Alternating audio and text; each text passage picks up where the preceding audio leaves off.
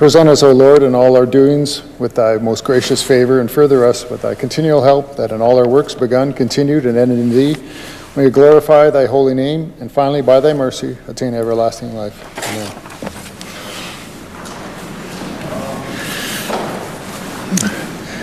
Introduction of guests.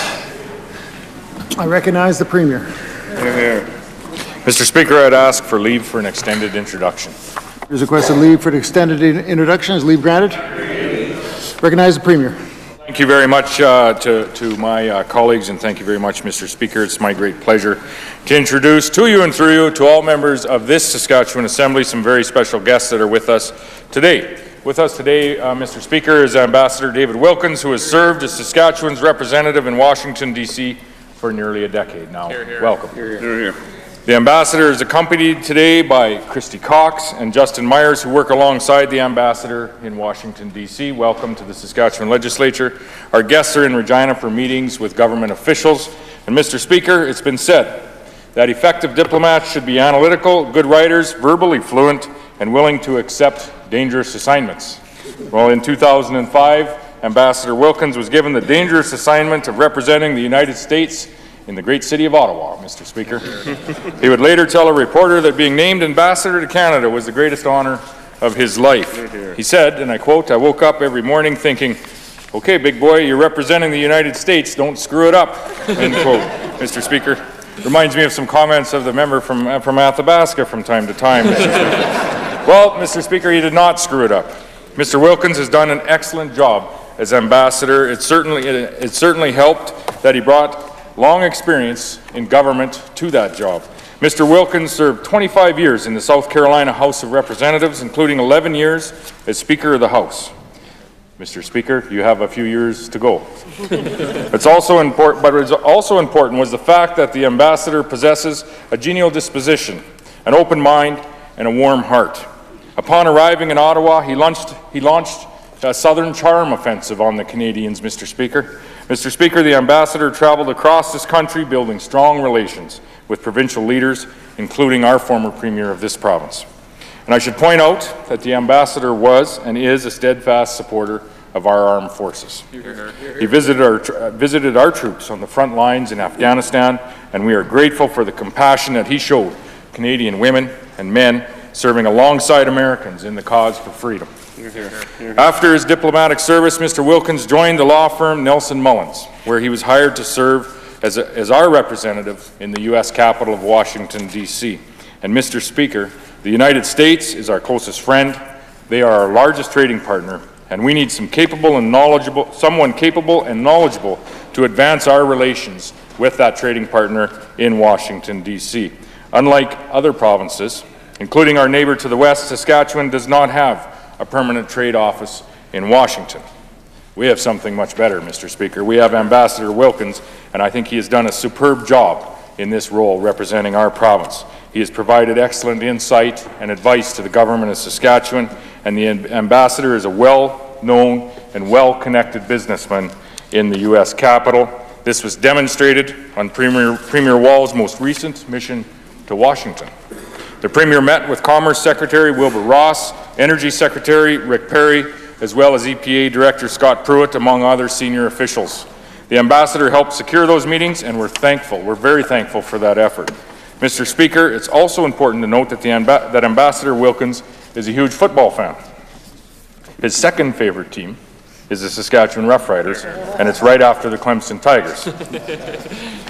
Mr. Speaker, I don't know whether the Ambassador hums the Tiger Rag in his sleep, but it wouldn't surprise any of us. These last few years have been good years for the Tigers, and we certainly wish them well in the season ahead, and we accept the reciprocal well wishes for our Saskatchewan Roughriders, Mr. Speaker. Mr. Speaker, the people of this province have been well served by Ambassador Wilkins and his team, and we are pleased our relationship with Nelson Mullins will continue for years to come. I would ask all members of this Assembly to join me in welcoming our guests to this legislature today. Hear, hear.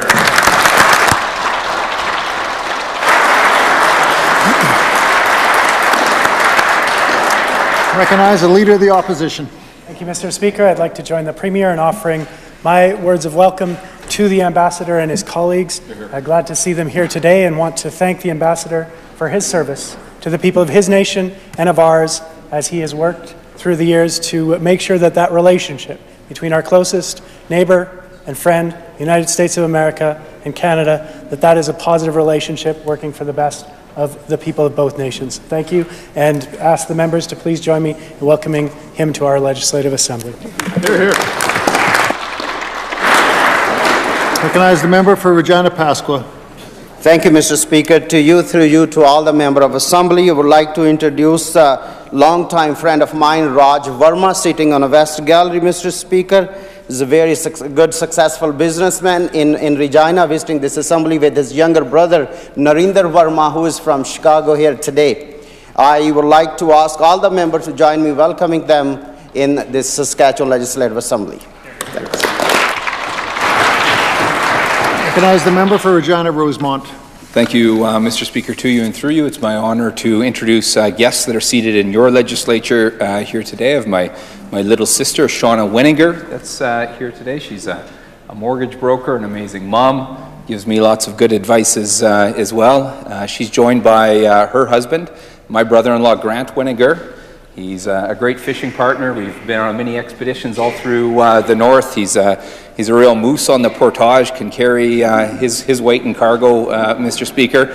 He's not much of a fisherman, but a really good guy. And it's my honor to welcome a courageous young man, my nephew Nolan, 8-year-old Nolan, grade 2 over at St. Josephat here in Regina. He's my hiking and hunting and fishing partner. Pretty cool little guy and a courageous little guy who lives with epilepsy, overcomes so many challenges, and I ask all members to welcome him to his assembly here today on Purple Day, a day to recognize those living with epilepsy and to work for a better tomorrow. Thank you, Mr. Speaker.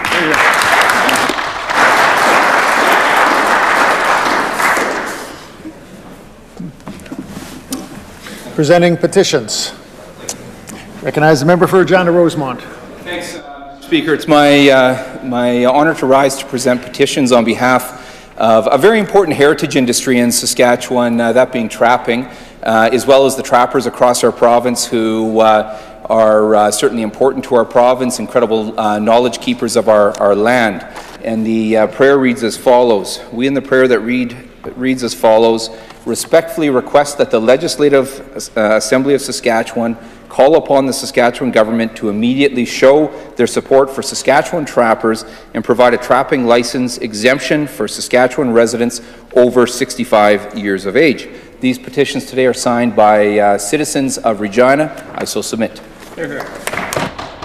Recognize the member for Regina Wall Shakers. Thank you very much, Mr. Speaker. Mr. Speaker, I'm pleased to rise once again today to present a petition from citizens who are opposed to this current Liberal federal government's carbon tax. Mr. Speaker, I'd like to read the prayer. We in the prayer that reads as follows respectfully request that the Legislative Assembly of Saskatchewan take the following action to cause the government of Saskatchewan to take the necessary steps to stop the federal government from imposing a carbon tax on our province. Mr. Speaker, the petition is signed by citizens of Glenbush and Medstead. I do so present.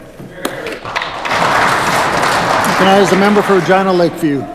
Thank you, Mr. Speaker. I rise today to present a petition calling on the government to stop the cuts to our children's already strained classrooms. Those who've signed this petition today wish to draw our attention to the following: to the fact that despite taking in an additional $67 million in education property tax, last year this government saw fit to cut $54 million from our children's classrooms. Of course, Mr. Speaker, those type of cuts don't come without very difficult consequences, including cuts to busing for kindergarten students, as well as cuts to important preschool programs for children with special needs. Mr. Speaker, I'll read the prayer. We, in the prayer that reads as follows, respectfully request that the Legislative Assembly of Saskatchewan call upon the government to reverse the senseless cuts to our kids' classrooms and stop making families, teachers, and everyone who works to support our education system pay the price for the Sask Party's mismanagement, scandal, and waste. Mr. Speaker, those who have signed this petition today reside in Saskatoon and Strasbourg. I do so present. Here. Recognize the member for Prince Albert Northcote. Thank you, Mr. Speaker. It's an honor for me to stand here today and present a petition for a second bridge for Prince Albert. that the Diefenbaker Bridge in Prince Albert is the primary link that connects the southern part of the province to the north, and that the need for a second bridge for Prince Albert has never been clearer than it is today. Prince Albert, communities north of Prince Albert, and businesses that send people and products through Prince Albert require a solution. And that local municipal governments have limited resources and require a second bridge to be funded through federal and provincial governments and not a P3 model. And that the Saskatchewan Party government refuses to stand up for Prince Albert in this critical infrastructure issue. Mr. Speaker, I'll read the prayer. We, in the prayer that reads as follows, respectfully request that the Legislative Assembly of Saskatchewan ask that the Saskatchewan Party government stop stalling, hiding behind rhetoric, and refusing to listen to the people calling for action, and begin immediately to plan and then quickly commence the construction of a second bridge for Prince Albert using federal and provincial dollars. Mr. Speaker, the individuals signing these petitions come from the cities of Regina and Saskatoon. I do so present. Recognize the member for Regina Douglas Park. Thank you, Mr. Speaker. I rise today to present a petition calling for critical workplace supports for survivors of domestic violence. This is a very serious issue in Saskatchewan, Mr. Speaker, as Saskatchewan has the highest rates of intimate partner violence amongst provinces in the country. Saskatchewan, as we know, must do much more to protect survivors of domestic violence, and for many who experience domestic violence, the violence will follow them to their workplace. Employers need to take every reasonable precaution in the workplace to protect workers who are survivors of domestic violence, and that accounts for some of the measures that the government did take on after we suggested them in a private member's bill, Mr. Speaker, last session.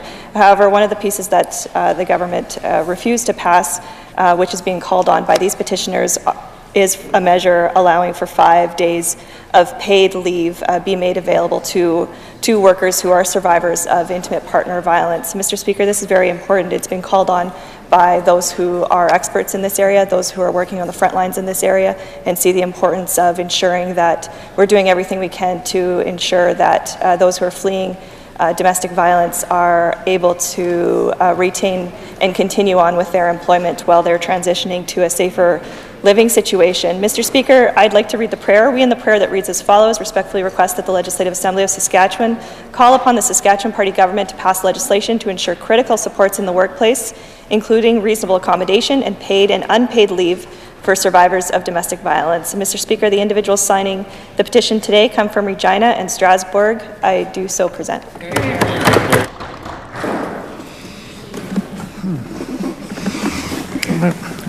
Reading and receiving petitions. Statements by members. Recognize the member for Saskatoon-Newtana. Thank you, Mr. Speaker. On Thursday, March 8th, I, along with several MLAs and over 500 other people, attended the Saskatoon Regional Economic Development Authority's annual economic forum at TCU Place. It was an inspiring event, reminding everyone in attendance just how outstanding Saskatoon is in its commitment to innovative economic development. The conference covered a variety of sectors and topics, including agriculture, technology, urban development, entrepreneurship, clean energy, Aboriginal economic development, research and innovation, and creative culture. This forum is just one of many methods of the organization's community outreach. SREDA sends a daily newsletter providing informative links to business and economic news relevant to Saskatoon and to the province at large.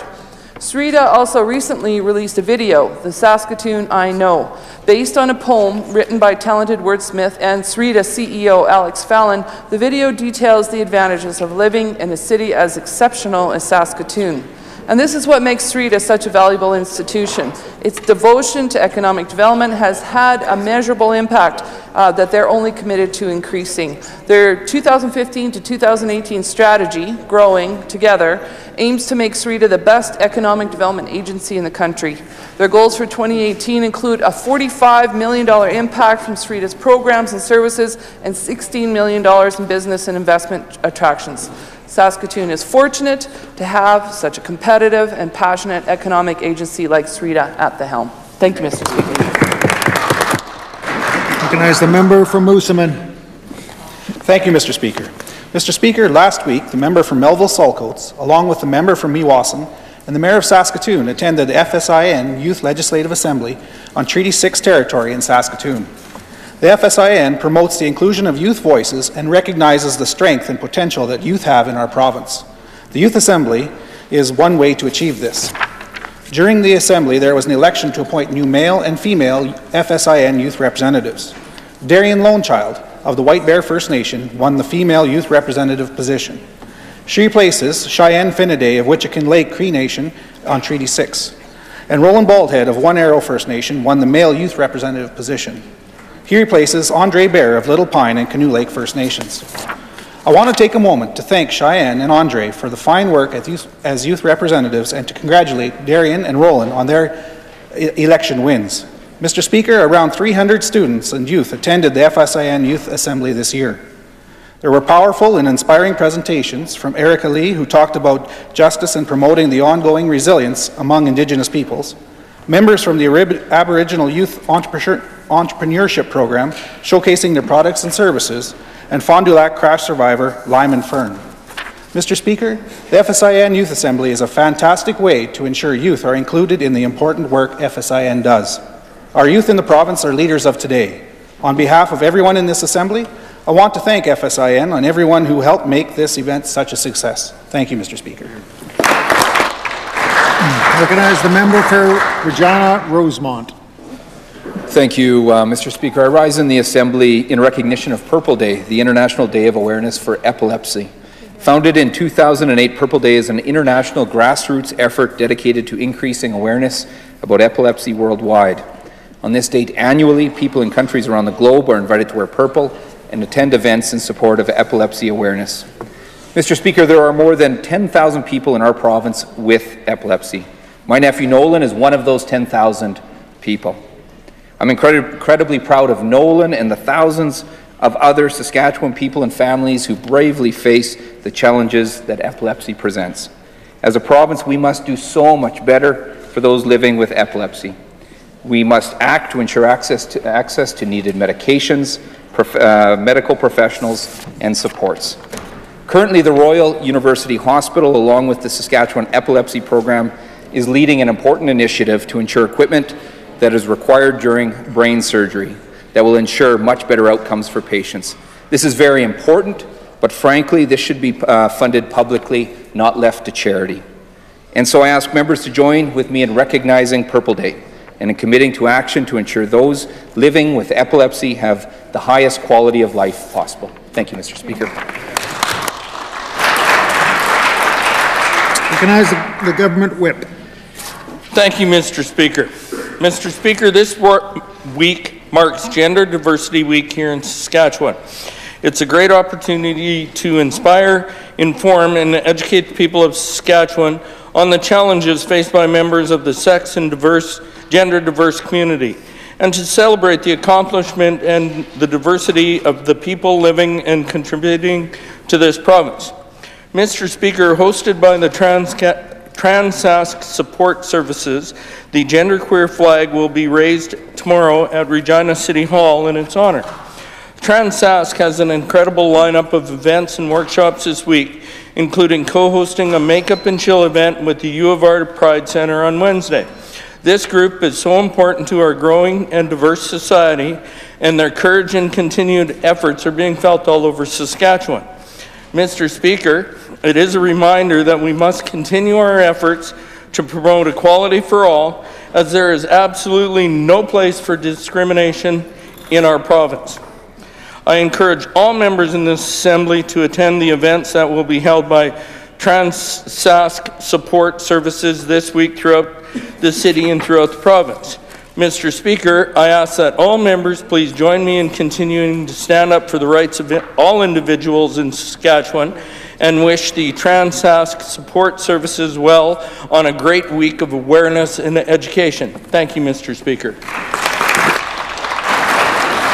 Recognize the member for Saskatoon Westwood.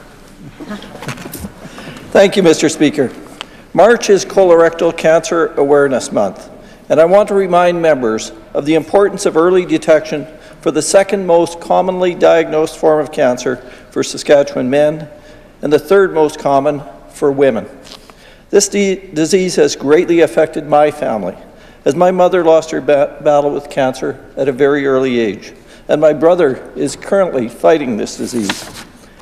I am certain that almost everyone in this assembly knows someone that has been affected by cancer in their communities and understand the importance of prevention.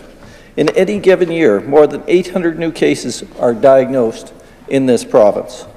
When detected early, colorectal cancer can be successfully prevented or treated in 90% of cases. Mr. Speaker, building on the success of other screening programs, the Saskatchewan Cancer Agency launched the screening program for colorectal cancer in 2009 and has since expanded across this province. The Saskatchewan Cancer Agency asks that men or women between 50 and 74 years old contact the agency if they have not received a testing kit within the past 2 years. Our government is pleased to continue funding the Cancer Agency to ensure that life-saving services like this screening program are available for all Saskatchewan people. Thank you, Mr. Speaker.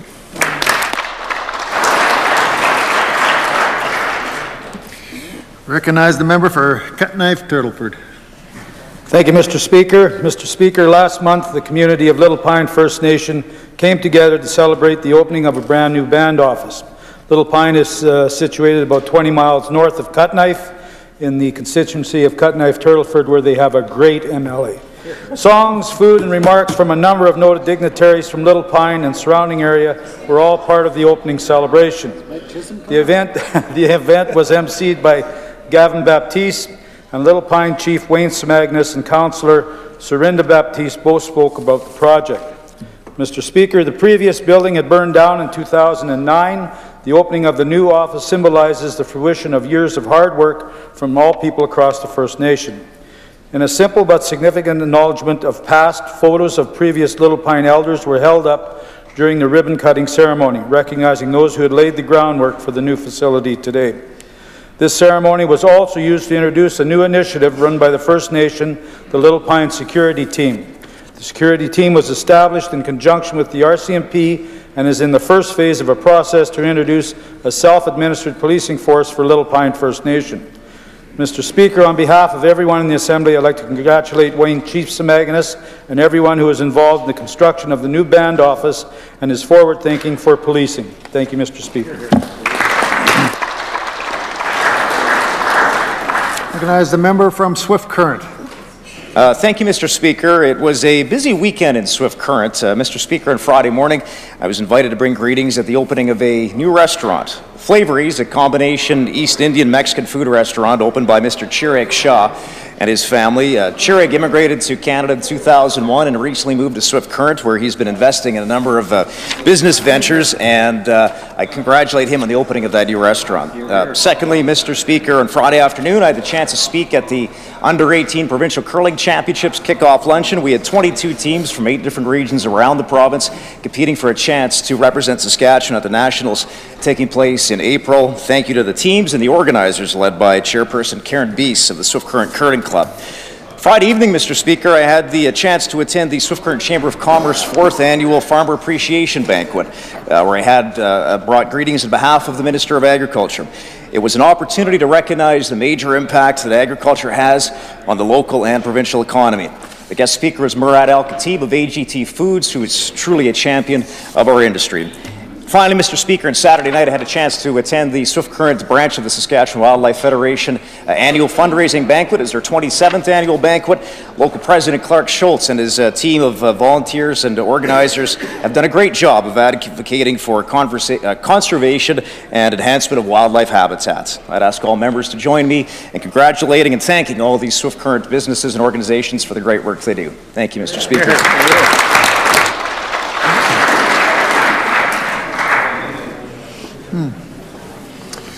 All right, we'll have oral and written question period. Recognize the Leader of the Opposition. Thank you, Mr. Speaker. With less than half of the land sold and sales having ground to a halt, the GTH has added $37 million to our ballooning public debt. This project can't move forward under its current cloud of scandal and suspicion, Mr. Speaker. In the interest of good public fiscal management, will the Premier commit to the public inquiry that his Deputy Premier asked for in September. Hear, hear. Recognize the Minister of the Environment. Thank you very much, Mr. Speaker. Mr. Speaker, I'm pleased to take the question on behalf of the Government of Saskatchewan. Mr. Speaker, we are certainly working hard. The GTH board management is working hard to ensure that the Global Transportation Hub is a success moving forward. Mr. Speaker, certainly the board and management are well aware of slower industrial development, not just that is impacting the Global Transportation Hub, but really all across Western Canada. As a result, anticipated land sales have been lower. Mr. Speaker, I would say that the members opposite public negativity on the matter hasn't certainly helped the matter as well, Mr. Speaker. But Mr. Speaker, certainly I think the members opposite will recognize that within a very short number of years, with nearly 1,000 full-time jobs have been created, over 1,800 construction jobs have been created. There is work going on as we speak out at the Global Transportation Hub, Mr. Speaker, and the province is benefiting from additional tax revenue as well, Mr. Speaker. So we'd invite the members opposite to perhaps change their tune a little bit and become a little bit more positive on the potential of the Global Transportation Hub.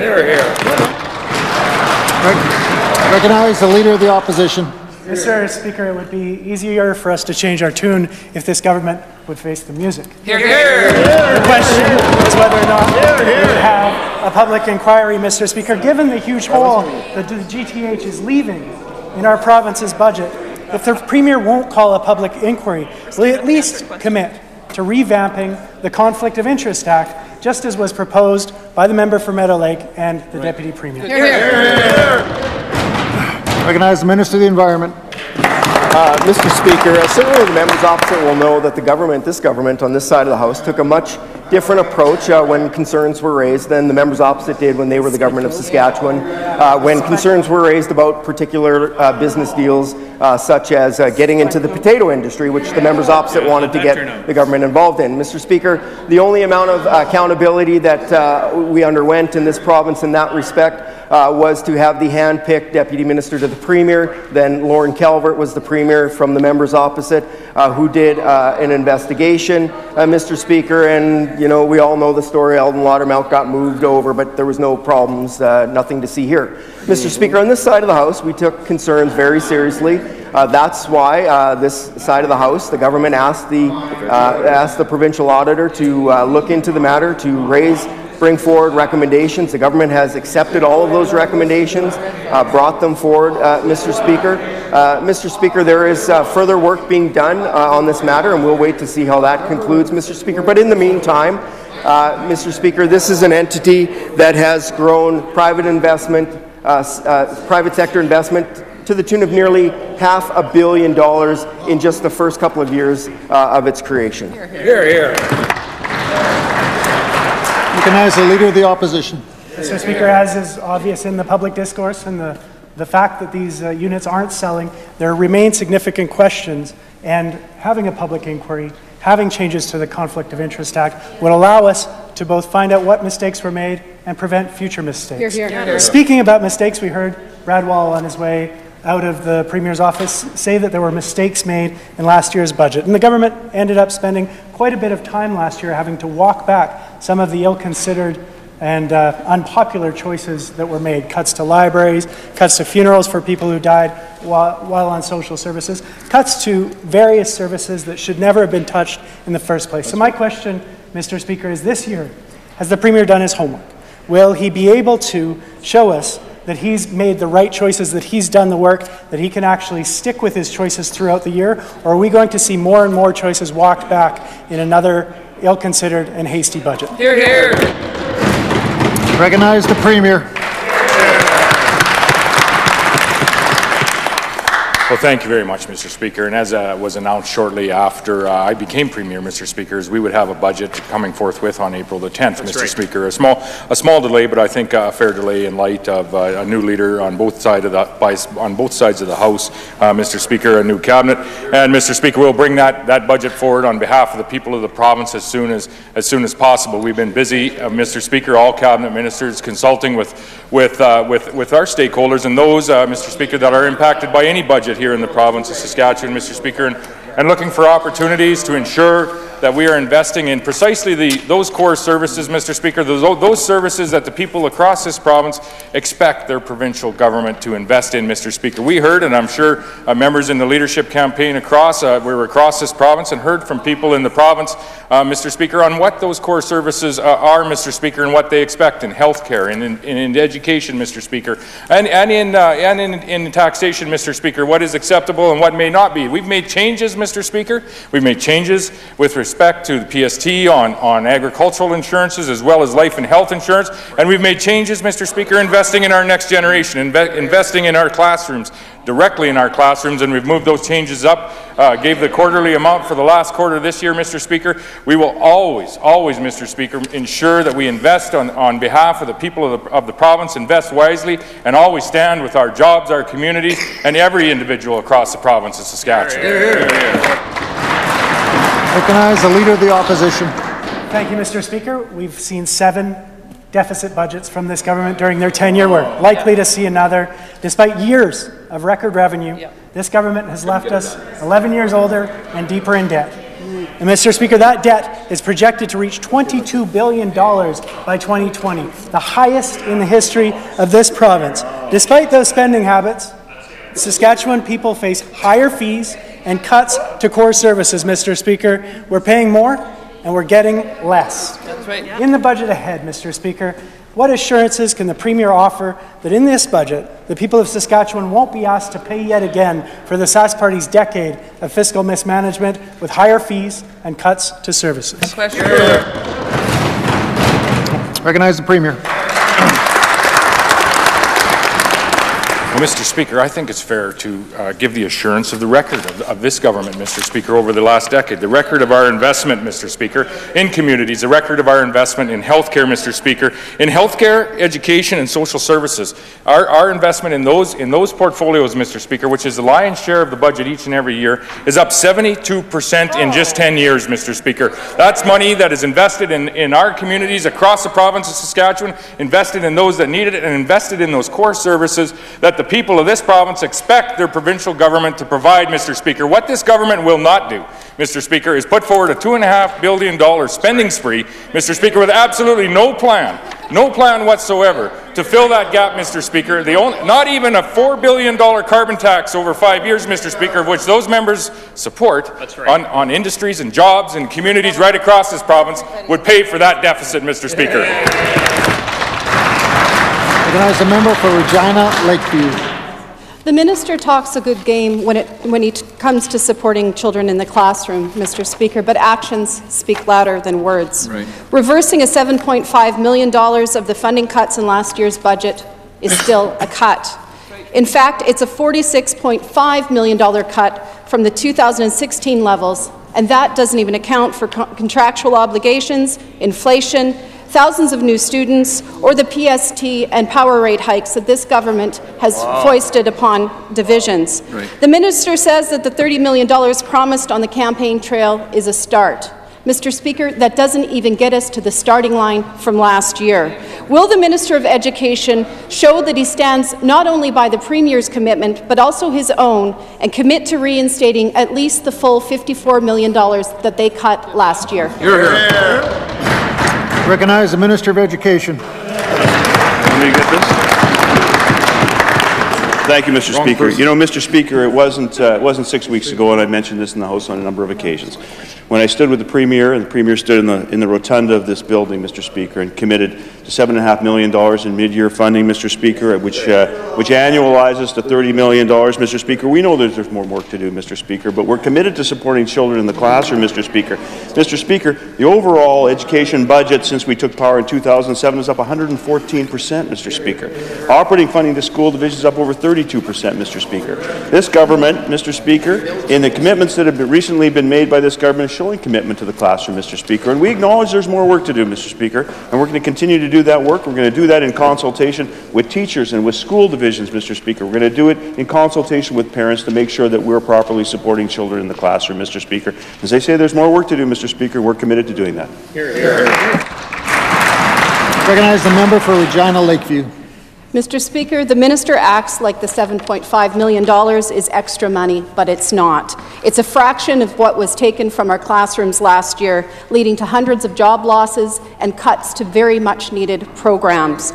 A real commitment to education would start with a full reversal of the $55 million cut, followed by getting to the table with school divisions, boards, educators, and others to figure out stable, predictable funding that accounts for growth, inflation, and other pressures that have flowed from this Sask party's decisions. Again, will the minister reverse the cuts in full and get to the table and make sure that there are no further cuts to our children's classrooms? Recognize the Minister of Education. Mr. Speaker. Mr. Speaker, the opposition can wait for the budget, which is going to be delivered in just 2 short weeks, Mr. Speaker. But I will tell you this, Mr. Speaker. We're committed to having these ongoing conversations, Mr. Speaker. I've met with a number of school divisions since I became the Minister of Education, Mr. Speaker. I'm going to continue to meet with school divisions. I'm going to continue to meet with teachers, continue to meet with their organizations that represent them, Mr. Speaker, so that we can understand properly what the needs in the classrooms are, what they need to ensure that we provide proper education to children in the classroom, Mr. Speaker. We're committed to these dialogues. We're committed to this conversation, Mr. Speaker. And I did that through the campaign, Mr. Speaker, talking about how important it was to have those meaningful conversations, those respectful conversations, and we're having those, Mr. Speaker. But the opposition can wait for the budget, Mr. Speaker. It will be delivered in 2 short weeks, Mr. Speaker, and you can see our commitment to education then. Recognize the member for Saskatoon-Newtana.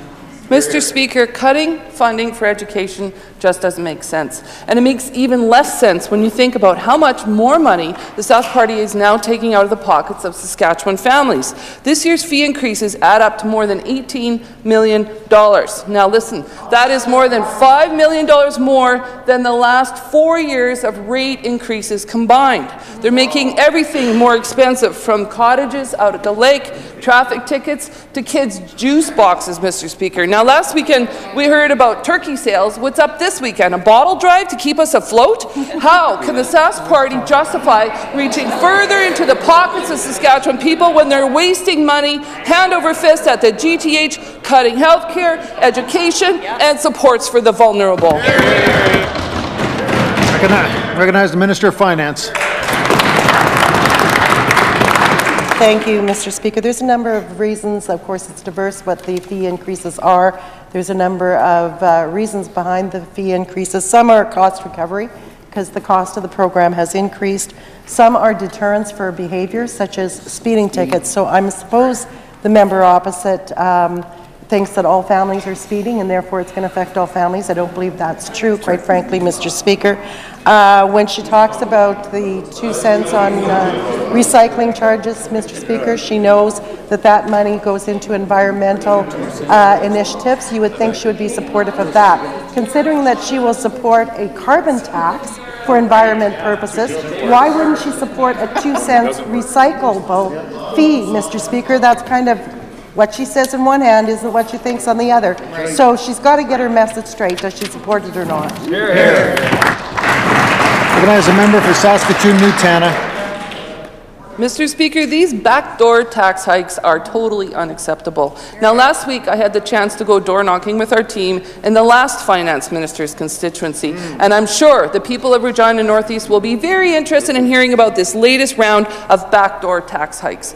$10.2 million more for apple juice boxes, $6 million more for traffic tickets, more than $250,000 in courthouse fees, as if lawsuits aren't expensive enough already, and more than $500,000 from farmers working the land. So my question for the finance minister is, in addition to the $18 million backdoor tax increase, are there any other increases in the upcoming budget?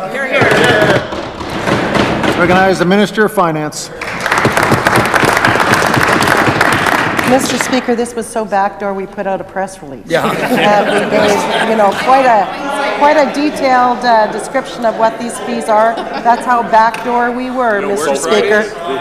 These are fees that already exist. They're so backdoor, and there was just some increases to different fees. And as I said, it was for different purposes, Mr. Speaker.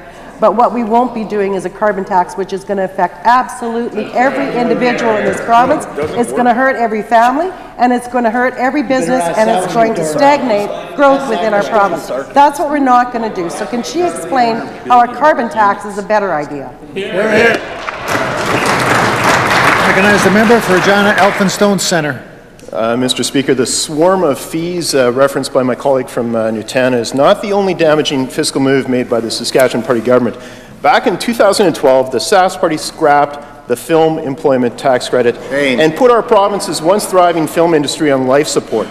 They bowled ahead with this wrong-headed cut despite the protests of the film industry, Saskatchewan people, and even the Saskatchewan Chamber of Commerce, who in their analysis said that for over $1 million a year, this tax credit created $44 million in economic activity right across the province. Mr. Speaker, the film industry makes us proud. It made the people of Saskatchewan millions, and it created hundreds of jobs. In the upcoming provincial budget, will the Sask Party do the right thing and restore the film employment tax credit? Hear, hear, hear. Recognize the Minister of Parks, Culture and Sport. Thank you very much, Mr. Speaker. We appreciate the good work the film industry does and continues to do in Saskatchewan, Mr. Speaker. We have Creative Saskatchewan.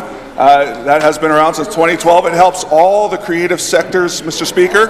And this is a program that's over $2 million a year spent in the film production business, Mr. Speaker. And, you know, it's working well. I have a list here if I have subsequent questions of all the films that take place in our province, Mr. Speaker. And with the changing media sector, Mr. Speaker, we've seen some changes from Creative Saskatchewan in order to hit the digital interactive area, Mr. Speaker, the micro-budget film feature, and the web series as well. So film entrepreneurs do a great work in our province. There's been the film pool around for many decades. You know, they're doing great work, Mr. Speaker, and that will continue with the support from Creative Saskatchewan, Mr. Speaker. And again, that work will continue with grants from Creative Saskatchewan. And again, I'm very proud of the film industry here in our province. Recognize the member for Regina Elphinstone Centre. Mr. Speaker, the Saskatchewan Soundstage is a state-of-the-art facility where our once thriving film industry is making its last stand. Last week, after putting out a call for anyone interested in buying up a government building, the Minister of Central Services puts what is left of the industry on edge. This facility is critical infrastructure for the film industry, and the Sask Party knows that if they privatize the Soundstage, it will be nearly impossible for the film industry to recover. They've already done enough damage to the film industry, Mr. Speaker, and you can see that looking right across this nation. Will the Minister of Central Services, or perhaps the Minister responsible for Creative Saskatchewan, stand in the Assembly today and reassure the people of Saskatchewan that the Saskatchewan Canada Soundstage will not be sold off? Hear, hear. Hear, hear. Recognize the Minister of Central Services. Thank you very much, Mr. Speaker. And what we are committed to is to ensure that each one of the 660 buildings that are owned by the Government of Saskatchewan are used to their highest potential, to make sure that the occupancy rates are as high as possible, Mr. Speaker, and to ensure that everyone has an opportunity to occupy those buildings. So again, we're committed to ensuring that each and every taxpayer's dollar is used in the most prudent way, and that includes those 660 buildings. Mr. Speaker, the members opposite want to talk about a number of buildings. I'll talk to them about a number of buildings. How about the 176 schools that they closed under their watch, Mr. Speaker? How about the 52 hospitals that they closed under their watch, Mr. Speaker? And how about the 1,200 long-term care beds that they ensured were closed under their watch? Mr. Speaker, we will take no lessons from the members opposite about how to operate government buildings. Recognize the member for Regina Elphinstone Centre. Mr. Speaker, the Minister talks about how he's put 660 Saskatchewan government-owned buildings on some kind of a review. Well, I can tell you what, Mr. Speaker, there's already been a review conducted as regards the future of the Soundstage. And that review came back with the recommendation to the government that they should get the film industry going again, Mr. Speaker. Yeah. That's right. So if that minister is interested in proper use of public assets, maybe he could look at the review that was conducted in the Ministry of Culture when that minister was responsible for the portfolio, Mr. Speaker, and followed the advice of his own ministry in terms of what it's going to take to get our industry in the film sector back on its feet again, competing and doing well like it is in other jurisdictions across this country, Mr. Speaker. So again, they're looking to that minister for a reassurance that the soundstage is not going to be sold off for pennies on the dollar, Mr. Speaker. Can he give the people of Saskatchewan that assurance here today? Recognize the Minister of Parks, Culture and Sport.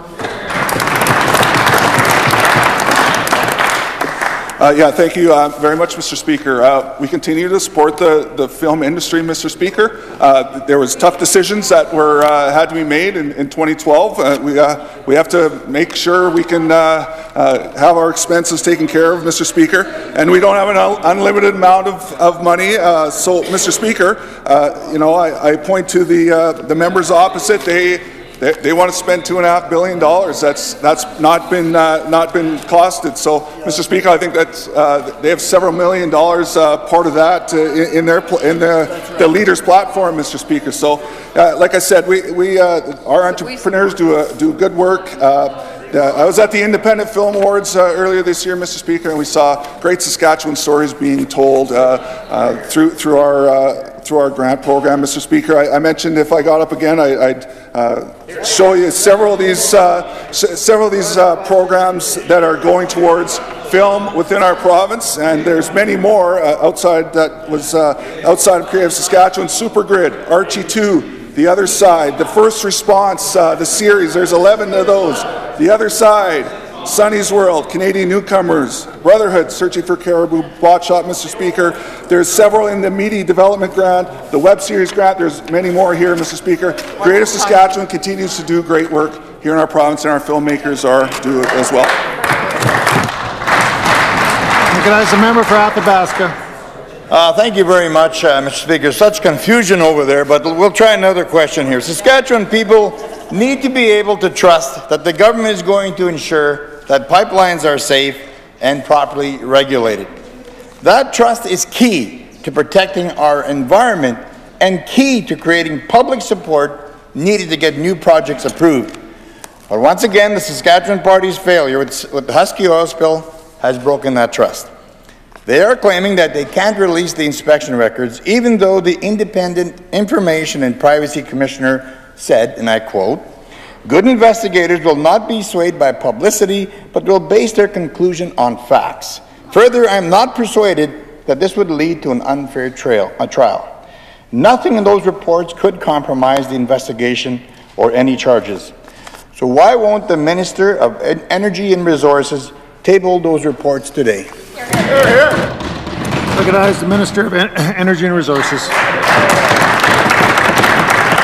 Mr. Speaker, it's significant that this is the first time that an investigation under the Pipeline Amendment Act has been referred to public prosecutions, and that includes for spills under their watch, Mr. Speaker. As the member opposite knows, a thorough investigation was undertaken by the then Ministry of the Economy following the accident in 2016, and the findings were referred to the Ministry of Justice. Immediate action was taken. The cleanup was completed last summer. $1.1 million has been reimbursed to the government, and Husky has worked with officials, compensated municipalities, and the First Nations that were affected. And Mr. Speaker, we have learned from this accident. We've made significant amendments to the Pipeline Act that will strengthen pipeline regulations, will strengthen regulatory oversight, and will address all outstanding recommendations from the Auditor's 2012 report on pipeline regulations, Mr. Speaker. That's our commitment. Hear, hear. Recognize the member for Athabasca. Well, thank you very much, Mr. Speaker. It's sure nice to see that the Saskatchewan Party has let the Energy and Resources Minister out of their ministerial protection program and finally answer a question. Yes. But she should be able to give a real answer for this government's failure to come clean on the Husky oil spill. Their failure to release the records and their failure to show accountability undermines their credibility. It erodes public trust in our network of pipeline infrastructure. Mr. Speaker, this is bad for our environment. It's also bad for our economy as well. So will the Minister of Energy and Resources answer this time very clearly, when will the public get to see the Husky inspection reports? Recognize the Minister of Energy and Resources. Mr. Speaker. Interesting on the public trust issue, Mr. Speaker, because we put reports online every week and we notify the public if there are any risks to public safety, and we're reviewing our notification system to determine if any further enhancements need to be made. We don't stick notification reports in storage as they did, so anyone actually wanting to read them had to manually sort through boxes, Mr. Speaker. We couldn't find any media advisories or releases about the spills or leaks under their watch, Mr. Speaker, when the member for Athabasca was the Minister of the Environment or the member for Saskatoon Centre was the Minister of the Environment. We've got the cube spilt right here, Mr. Speaker. In contrast, major changes to the Pipeline Amendment Act under our watch include licensing of flow lines to enhance regulatory oversight of pipelines, auditing the integrity management programs of pipeline auditors, expanding the legal framework for an online pipeline licensing system, more inspection, more investigation, more compliance audit powers for ministry staff, and on and on and on, Mr. Speaker.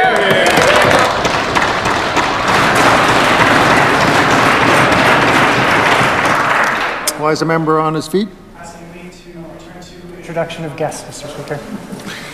The Leader of the Opposition has asked leave to introduce guests. Is leave granted?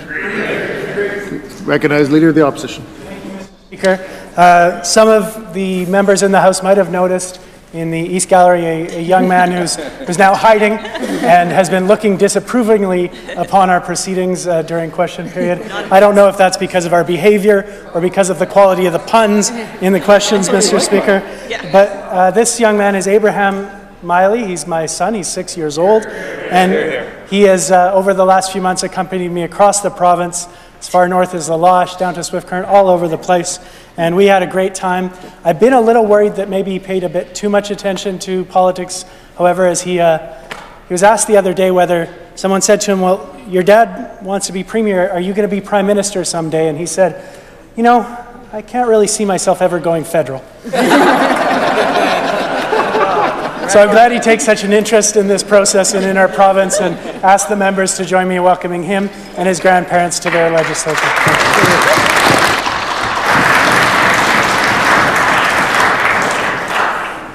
Ministerial statements, introduction of bills, presenting reports by standing and special committees. All right, before orders of the day, I'd like to inform the Assembly that I received a message from His Honour, the Lieutenant Governor, outlining the membership of the Board of Internal Economy effective March 15, 2018. Those members are Honourable Mark Doherty, Honourable Jeremy Harrison, Honourable Paul Merriman, Honourable Greg Burkett, Dan Dochemont, David Forbes, and Nicole Sarr. I would also like to table a letter from the Chief Electoral Officer that Ken Francis, Todd Gowdy, and Everett Hindley were duly elected in the constituencies of Kinnersley, Melfort, and Swift Current.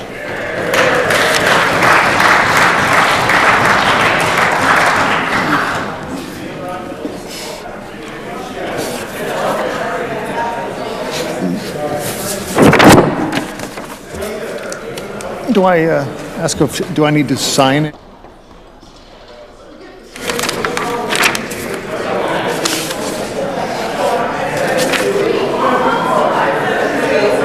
Orders of the day. Orders of the day. 78, passed by Ms. Sproul. Recognize the government whip. Thank you, Mr. Speaker. I wish to order the answers to questions 178 through 181.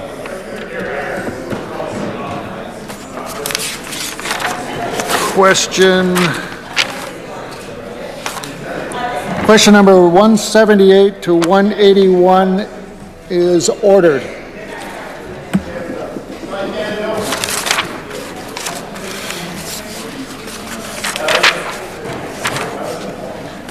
Government orders, adjourn debates. Item number 28, resume debate on the second reading motion for Bill number 121, the Cannabis Control Saskatchewan Act. Mr. McCall.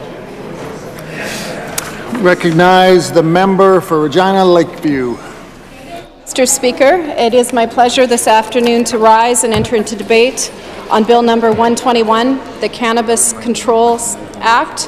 Mr. Speaker, of course, this is a piece of legislation that has seen a great deal of scrutiny, of interest, not only in this province, but right across the country. Of course, the need for this bill came out of the federal government's intention to legalize cannabis in this province with Bill C-45. Mr. Speaker, something that was made no secret of in their federal platform in 2015.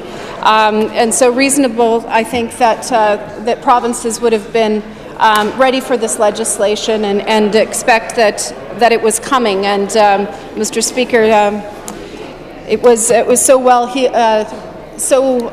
concealed that they put it in their platform and put it at the head of communications. So, Mr. Speaker, my point is this: we were the last jurisdiction, the last province to introduce legislation with regard to the legalization of cannabis, and there are some concerns there, Mr. Speaker. We are in a position now where legalization will happen this summer, as early as July, and here we sit with not a great deal of time to scrutinize this bill and make sure that we get it right here. Of course, this is not a unique position, but a position where this is an area that is not only of federal jurisdiction, but there are a number of points that will be left up to the provinces to deal with. And I'm just looking for my notes here, Mr. Speaker.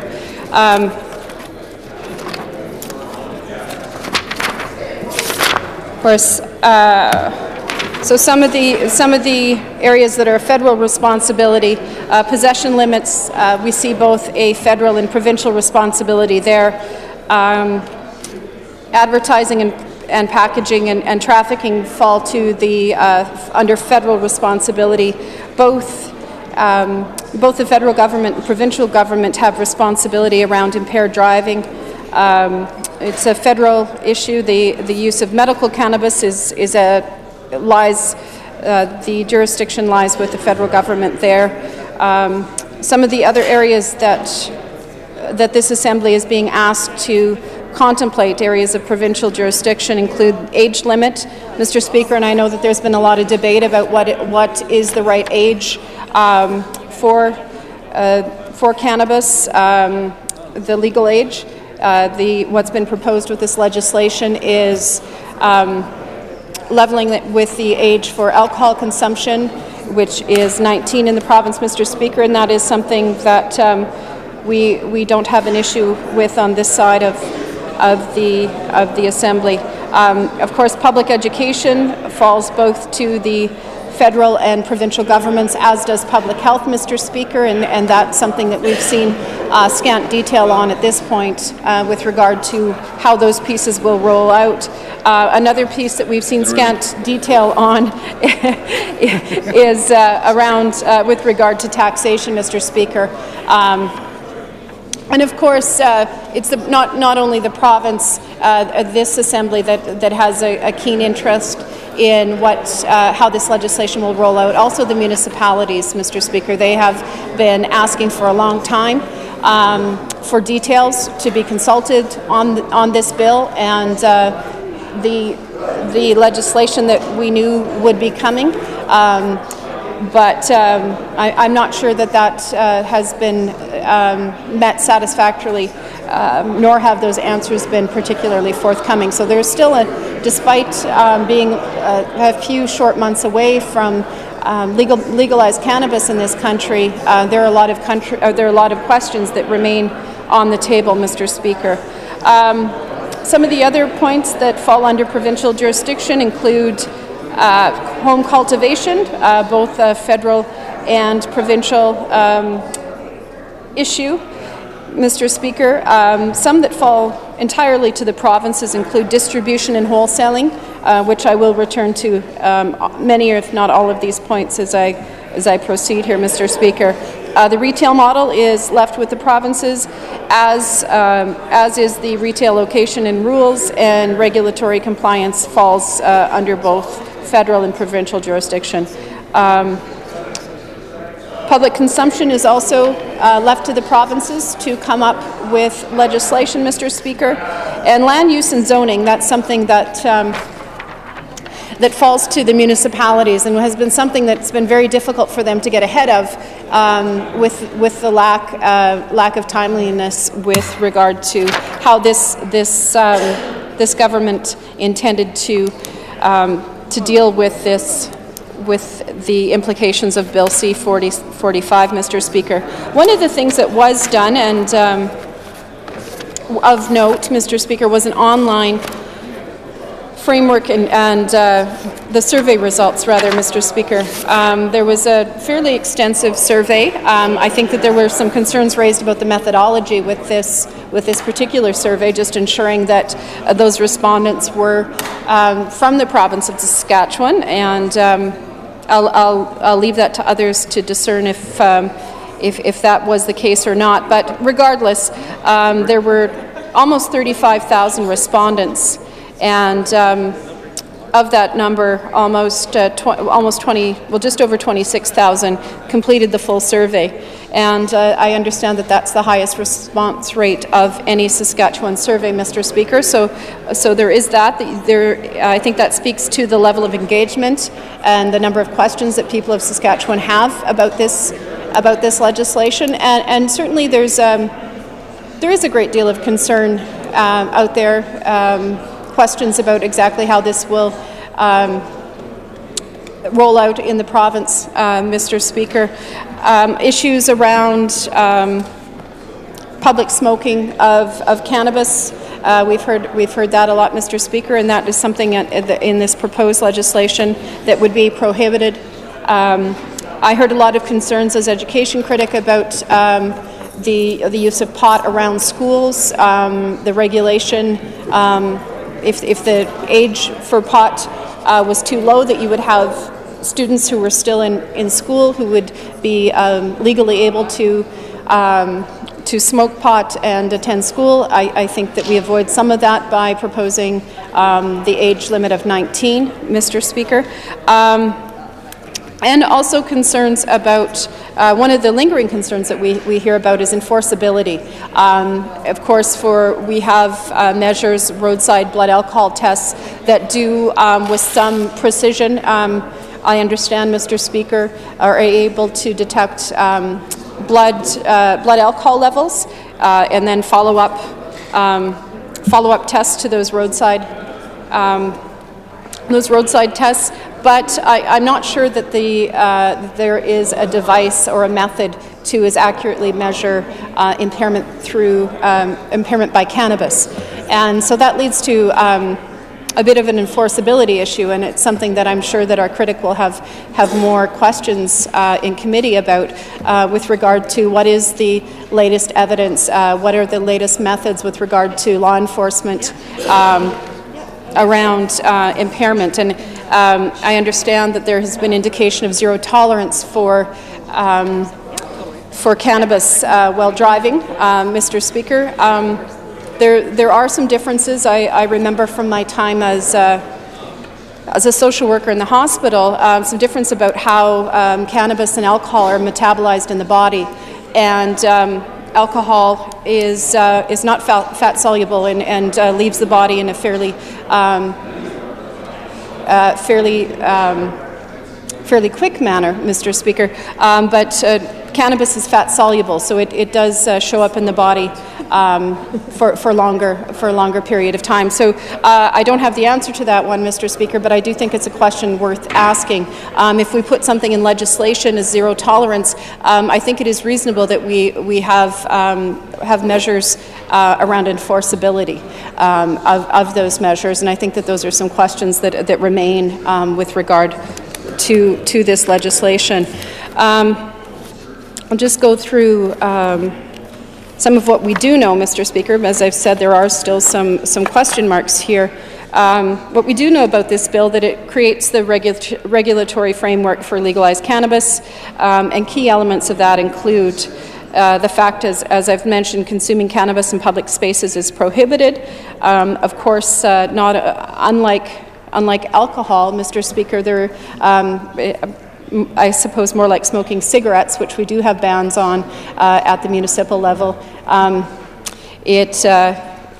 Well, I'll just put it plainly, it doesn't smell very good, Mr. Speaker, so I understand the concerns around that. I'm not sure about the prohibitions around rental spaces or shared spaces and what that looks like. I know I have heard those concerns.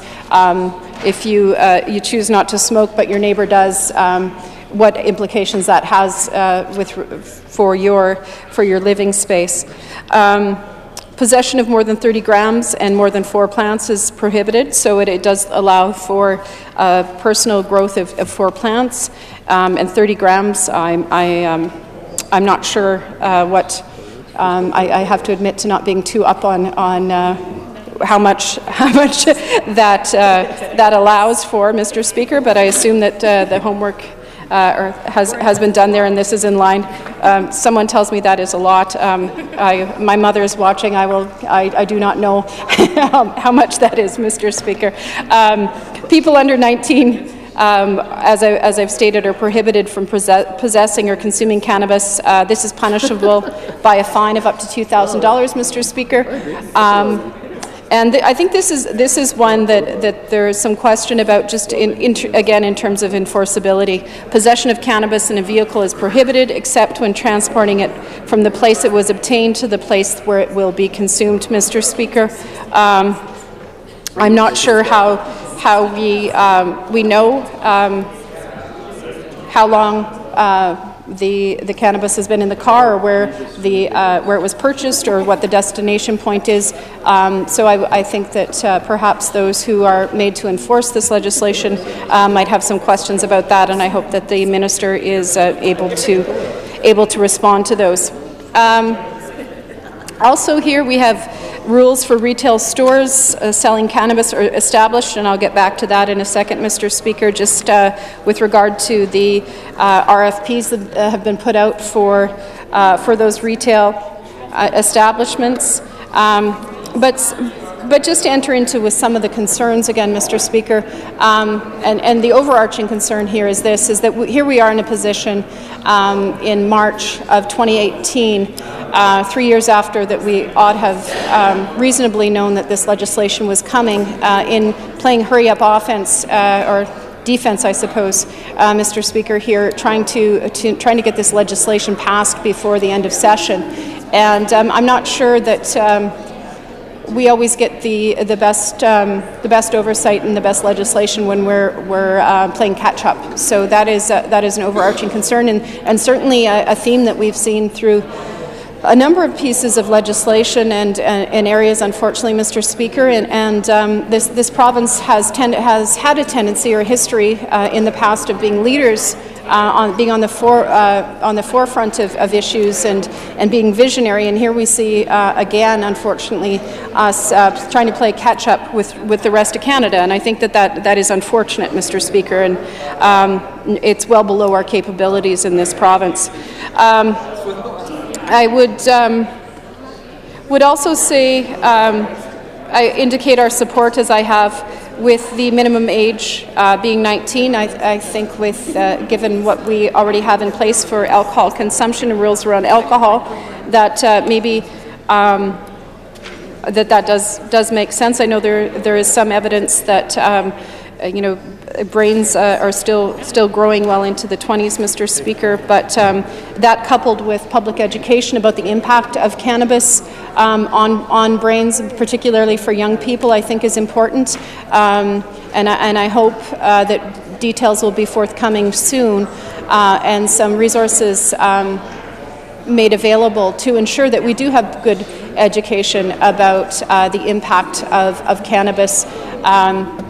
whether it's legal or not. I mean, I guess the parallel with alcohol, we do know that alcohol is legal for those 19 and over in this province, but is not without impact with regard to impairment, of course, Mr. Speaker, around driving, but also without impact on health and on brain development, Mr. Speaker. So I think that we'll be looking very carefully with regard to how those resources will roll out and who will be undertaking that work to ensure that we are getting the best information, that we're getting factual information out into the hands of those who are making a decision about cannabis use.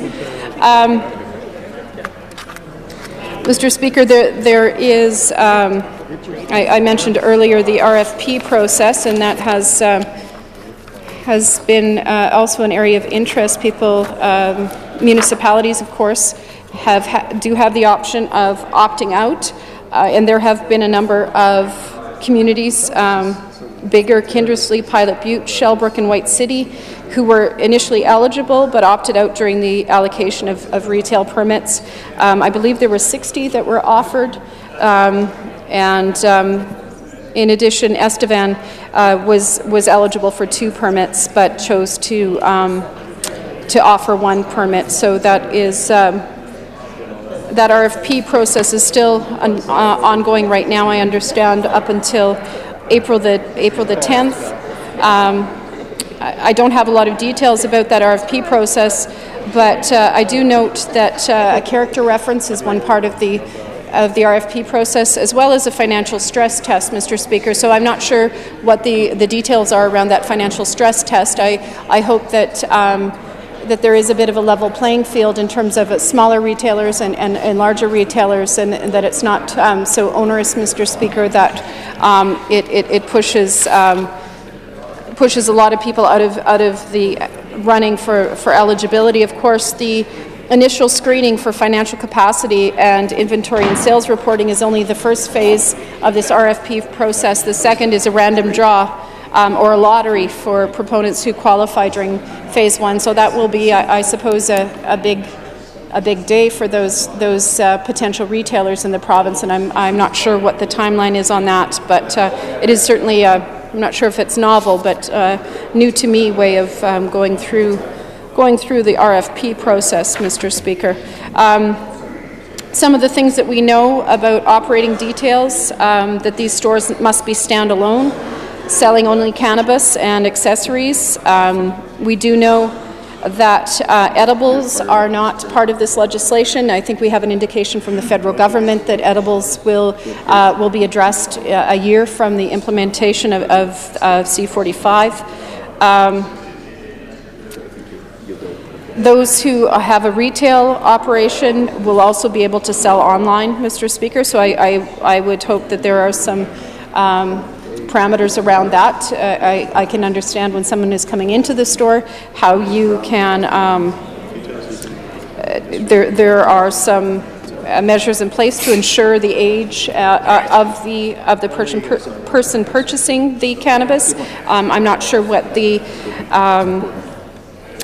measures will be around the online sales, so I think that that's something that we will be looking for more detail in committee on this bill. The retailers must purchase a product from a wholesaler licensed by SLGA. This is something, Mr. Speaker, that goes against, for the most part, a lot of the what came forth in this legislation was in keeping with recommendations of those who were surveyed, Mr. Speaker, but around the wholesaling piece, that is something that went against the wish of, or the recommendation of the majority of those who took the survey. In fact, 45% of those who took the survey thought that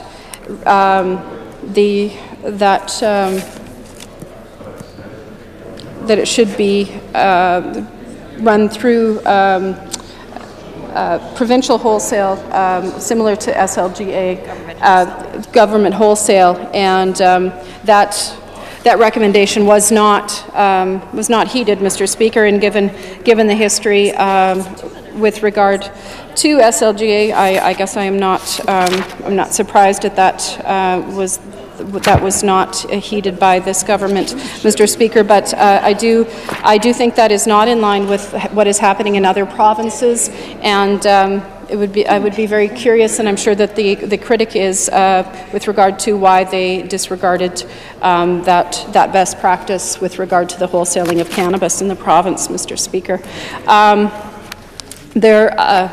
Again, this remains a piece of legislation that many column inches have been written on in this province and across the country.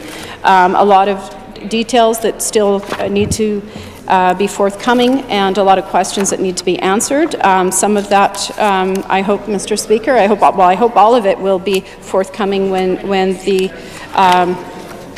the critic sits down with the minister and his officials in committee.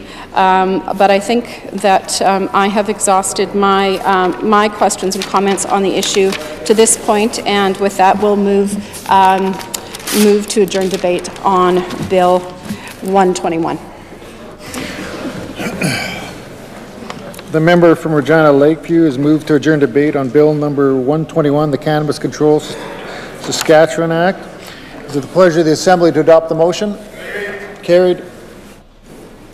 Government orders adjourn debates. Item number 29, resume debate on the second reading motion for Bill number 122, the Cannabis Control Saskatchewan Consequential Amendments Act 2018. Mr. McCall. Recognize the member for Regina Lakeview. Thank you, Mr. Speaker. As I've mentioned, I think last week, one of often we get to stand up and speak to legislation that is noteworthy, that is timely, that has a great deal of public interest. And then the other side of that, Mr. Speaker, is the very important but a little less exciting duty to stand up and to talk about consequential amendments. Of course, Mr. Speaker, when we are looking at a new piece of legislation, which this is not replacing any existing bill, there is need not only for scrutiny there, but there's also need for the necessary consequential amendments, Mr. Speaker. And so of course this piece of legislation is very important to align with the changes being made. It's important that we align any changes being made in Bill 121, that they are paralleled in Bill 122. Mr. Speaker, with so much yet to be answered with regard to Bill 121, of course, we will need to make sure that we're making any necessary changes in all of the regulatory framework to be put forth in Bill 122, but again, this perhaps is not the best place. Well, certainly for this member to get into the nitty-gritty of the consequential amendments. I will leave it to the capable hands of the critic to ensure that these consequential amendments are in good alignment with what is set out in Bill 121. And with that, Mr. Speaker, I will move to adjourn debate on Bill 122. The member from Regina Lakeview has moved to adjourn debate on Bill number 122, the Cannabis Control Saskatchewan Consequential Amendments Act 2018. Pleasure of the Assembly to adopt the motion. Carried. Government orders adjourn debates. Item number 27, resume debate on the second reading motion for Bill number 115, the Residential Tenancies Amendment Act 2017. Ms. Sproul. Recognize the member from Saskatoon Fairview. Thank you, Mr. Speaker. It's my pleasure to rise today to enter into adjourned debates. This time we're talking about Bill 115, the Residential Tenancies Amendment Act of 2017. We're sort of continuing on with our theme in talking about cannabis, as my colleague from Regina Lakeview has been doing already, and of course with the changes that are coming forward in Bills 121 and 122, there are other acts that require amendment as well. And one of those is the bill that that is before us today, Bill number 115. So there's a couple of things that I want to talk about here in relation to these proposed changes, Mr. Speaker. And one of them is the intent behind this piece of legislation. As you know, we're talking about an act that's about 60 pages long that has been set up to help us strike a balance between the different parties that are involved in residential tenancies. So the idea here is that there will be a balance between renters and landlords, and that the legislation is supposed to protect that balance and to ensure that both parties involved know what their obligations are in the agreement. It also provides rules for tenancy agreements, so what can and cannot be included in tenancy agreements, and some guidelines. So if anyone's watching at home and they're thinking about renting out their space, it's best to consult this piece of legislation so that you know what rules you can and cannot create. It also identifies some rules surrounding ending a tenancy and several other legal matters that are associated with renting. So we refer back to this piece of legislation quite frequently. And of course, the Office of Residential Tenancies is constantly interpreting it and holding hearings and providing rulings on this act as well. So a lot of important pieces here that impact the people of Saskatchewan quite greatly. So I did take some time to speak to some members of my constituency and some members of our community, and I'll be talking about some of the feedback that they provided to me as well. A lot of people were pretty enthusiastic to speak about the changes in this bill, Mr. Speaker, so I would like to be able to do them justice and make sure that their voices are heard in this as well. So this bill that we have in front of us, it aims to do four main things. So it gives landlords powers to make rules, and these are new powers that are prohibiting the possession, use, selling, or distribution of cannabis, or the growing and possession of cannabis plants. It gives the ORT hearing officers new powers to refuse to allow an application from a tenant who's in contravention of an ORT order. It forces tenants to continue to pay their rent for the duration of the appeal process when appealing the ORT's decision to grant the landlord possession of a rental unit for rent arrears. And it allows landlords to dispose of property worth less than $1,500 without an order from the ORT when a tenancy ends or property is abandoned. So there's a number of different changes, but those are some of the big ones that are being proposed, Mr. Speaker.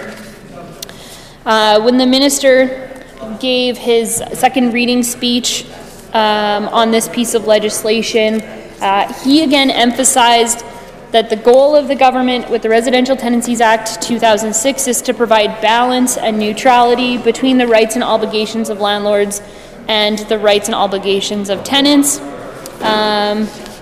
He was arguing these amendments will make adjustments to bring the legislation to balance between the rights of tenants and the rights of landlords. So again, talking about this balance, and at the end he also says, Mr. Speaker, we feel these amendments will help make the process fair and equitable for both landlords and tenants. So he really was emphasizing the balance that he believes this strikes, and that's something that I'm going to examine a little bit today as well, Mr. Speaker. So some of the specific amendments that he took time to speak to, he took time to speak to most of the amendments. One of them that we'll be looking at is ensuring the landlords establish reasonable rules prohibiting the possession, use, selling, or distribution of cannabis, or the growing and possession of cannabis plants in the rental units.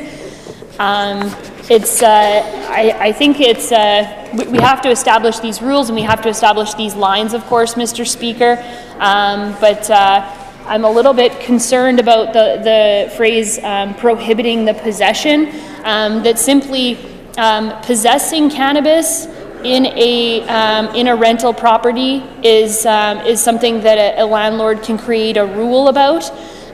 So this is a big question that I have, and also with the fact as it relates to medicinal use, Mr. Speaker, because there's no exemption for medicinal use that has been written into the Cannabis Control Act. So it's an interesting dynamic that we're having to strike here, and I'm concerned about landlords establishing rules where renters are not able to simply possess a legal amount of cannabis in a rental property, even if they're using it. Because the question of what damage does that potentially, what way does that damage the rental property if they're not even considering smoking it in the rental property, but it's just on their person? That is a question, Mr. Speaker.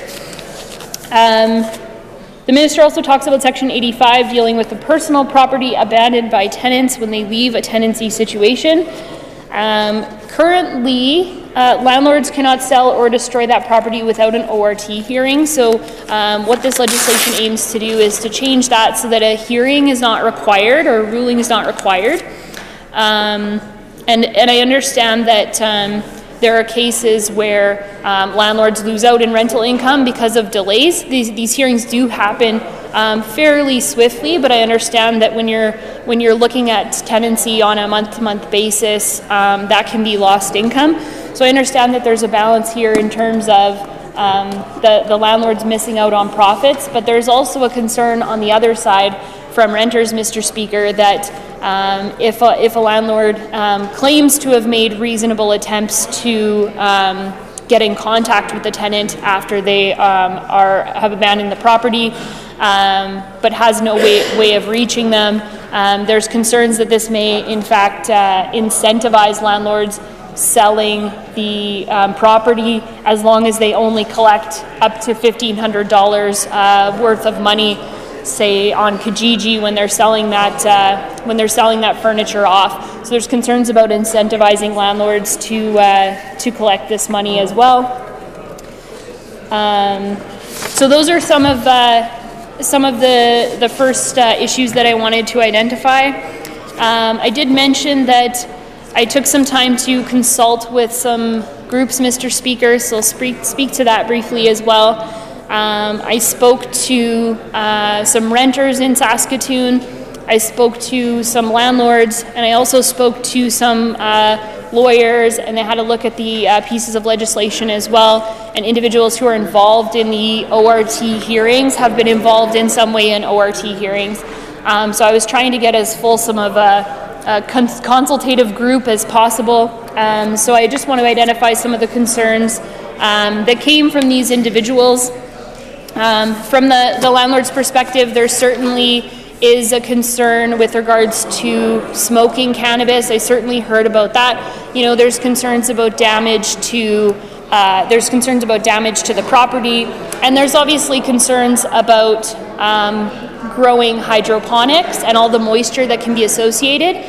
But I didn't hear many concerns about growing plants in the traditional form of growing plants, Mr. Speaker. So I wonder about the inclusion of that in this piece of legislation.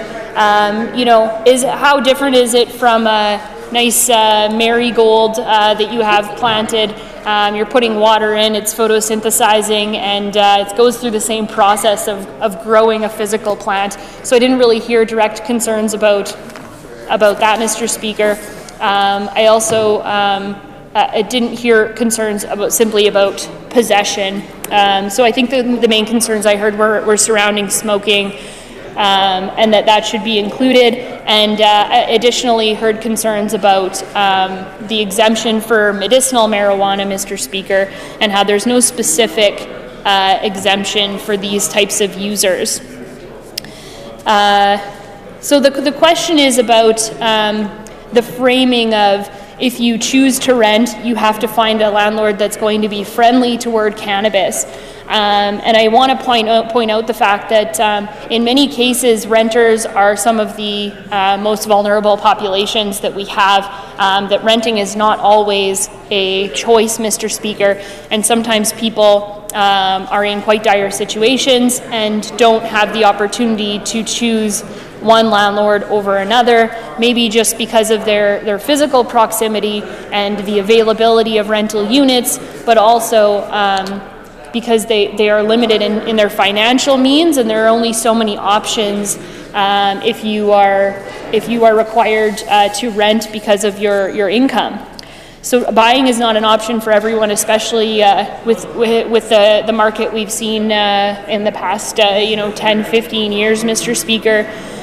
So the argument that you can simply choose a landlord that is friendly to cannabis is questionable. There's also a question about the reasonable efforts to determine the whereabouts of the tenants, which I referred to a little bit earlier. What are reasonable efforts? You know, if a landlord has a phone number and that phone number is disconnected, you know, has that been a reasonable attempt to contact the individual? And questions about what motivations will be created for landlords. And I've also heard concerns about this legislation from a rights-based perspective, Mr. Speaker. You know, the Charter of Europe includes a provision that people have a right to adequate housing.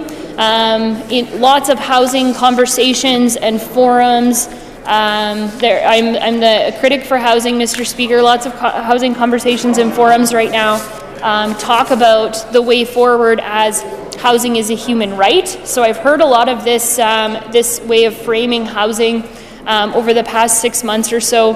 And I also have a letter here, and I just want to read some parts of it into the record, Mr. Speaker. It's published on the Saskatchewan Human Rights Commission's website as a news release on December 21st, 2017. And it's a follow-up to the open letter regarding discrimination in tenancy, next steps.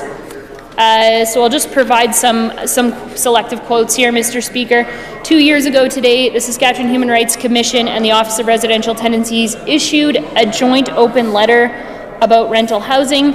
At that time, and with near 0% vacancies in many communities, people receiving social assistance reported consistent difficulty in finding safe and affordable housing and encountering discrimination when trying to secure accommodations.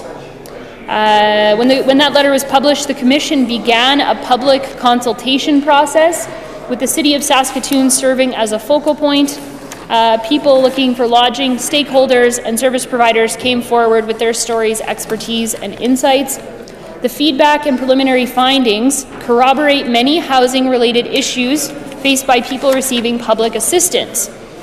This includes lack of affordable housing despite increasing vacancy rates, receipt of public assistance being used to deny housing, and disability, race, and mental health compounding access to accommodation. Further ahead in the letter, Mr. Speaker, it says, to that end and over the coming months, the Commission will meet again with those who have been involved to discuss the interim findings and clarify any issues that are identified. Following that, the Saskatchewan Human Rights Commission and the Office of Residential Tenancies will determine stakeholder interest in pursuing systemic solutions that can be used to assist, guide, and support the housing rights of people in our province. So there's quite a bit of discussion about this frame of housing as a human right. I'm not sure how it interacts with the proposed changes that are involved in this legislation, Mr. Speaker. You know, we have heard some movement toward this idea of housing as a human right, but it will be interesting to see how this impacts us in the future as we start to look to maintaining and striking that balance. Because as I'm sure you can appreciate, a rights-based perspective changes this conversation quite a bit, Mr. Speaker. So some final notes that I want to provide just to summarize what some of my concerns are here at this legislation. I think, first of all, it's important that we're striking the right balance between the rights of the tenant and the powers of the landlord. A lot of what we're hearing in these changes seems to benefit the landlord and to balance, tip things toward their favor. Of course, I spoke to people from all sides and understand the balance that is required there, Mr. Speaker. Putting some restrictions on cannabis and rental units certainly makes sense. We want to protect the space that belongs to landlords, and we'll continue to consult as the official opposition to make sure that this legislation does in fact balance and make sure that the amendments do make sense. And finally, I think it's fine. It's fine when government wants to look at closing loopholes that may be abused by some people in extreme cases, but considering the rarity of these cases, one thing we'll be asking about committee is what impact these changes have on some of the most vulnerable populations, people who can't speak for themselves, Mr. Speaker. When it comes to disposing property that belong to a tenant, we should make sure that landlords are reaching out to tenants. I'd be very interested to see what reasonable attempts to contact is going to be defined as, Mr. Speaker, to make sure that that those possessions are not simply being disposed of at the first opportunity. I know that the critic on this file is going to have a lot more to say about this piece of legislation, but with that, Mr. Speaker, I would move to adjourn debates on Bill 115, the Residential Tenancies Amendment Act of 2017. Thank you. Good job. The member from Saskatoon Fairview has moved to adjourn debate on Bill number 115, the Residential Tenancies Amendment Act 2017. Pleasure of the Assembly to adopt the motion. Carried. Government orders adjourn debates. Item number 12, resume debate on the second reading motion on Bill number 94, the Saskatchewan Advantage Grant for Education Savings SAGES Amendment Act 2017. Ms. Mowat. Recognize the member from Cumberland. Thank you, Mr. Speaker, to join in on the debate on Bill number 94, the Saskatchewan Advantage Grant for Education Savings Amendment Act 2017. Abbreviated, of course, in these comments, they're going to use is SAGE. So as far as they're using that, SAGE is the abbreviation they're using. But having talked about, I want to talk a bit about the grant and maybe what it did for some families. And we want to get into that. We know in the province, the government's, because of their own problems that they've created, the Sask Party government has created many challenges for Saskatchewan families, for young people, for many people.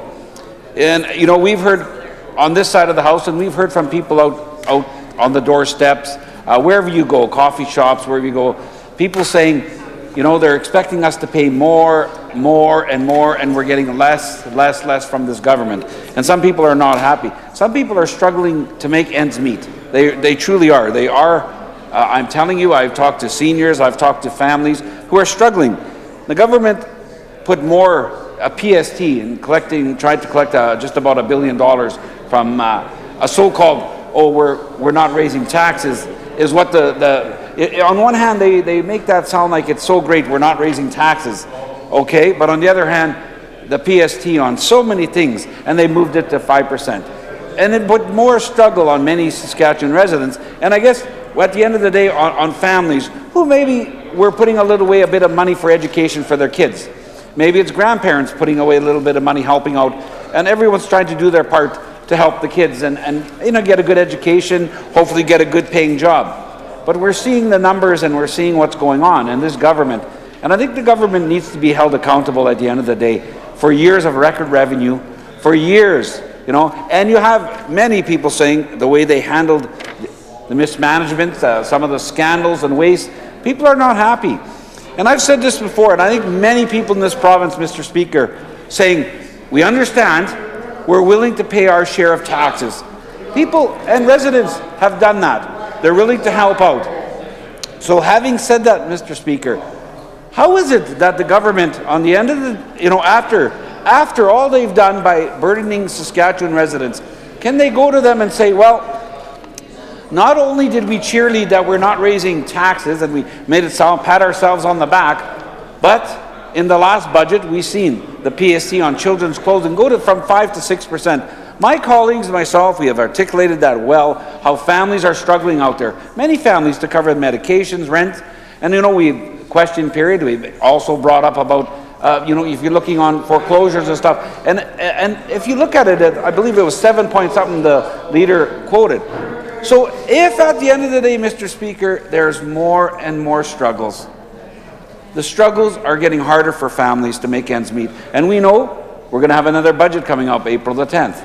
And of course, it's always, just wait and see how great. Like I hope for Saskatchewan residents, for the seniors, those that have been impacted mostly, the most vulnerable. We've seen some of the reversals that this government has done because of the backlash. And my colleagues have articulated it well. We have brought it forward. We have shared the frustration, whether it was petitions going after this government saying your budget is damaging and hurting many families, many people. It's not helping with jobs. So when you look at the industry, restaurants, you look at all the areas where PST has hurt, where they want to brag and they want to pat themselves on the back about the great job they're doing as a government. Oh, we're no taxes. But if you look at the end of the day, how they're impacting so many families, Mr. Speaker, how they're impacting so many families with the added cost just to survive, to provide food, shelter, clothing, rent, just to provide utilities. We look at the power rates, we look at all those rates. These are the individuals, and many of them I think will be impacted. Now, as I was talking about, and I want to get back to Bill 94, talking about people saving a little bit. Well, this government is going off and digging into everybody, a little more out of everybody's pocket. Just keep taking it, just a little more, we'll charge you a little more.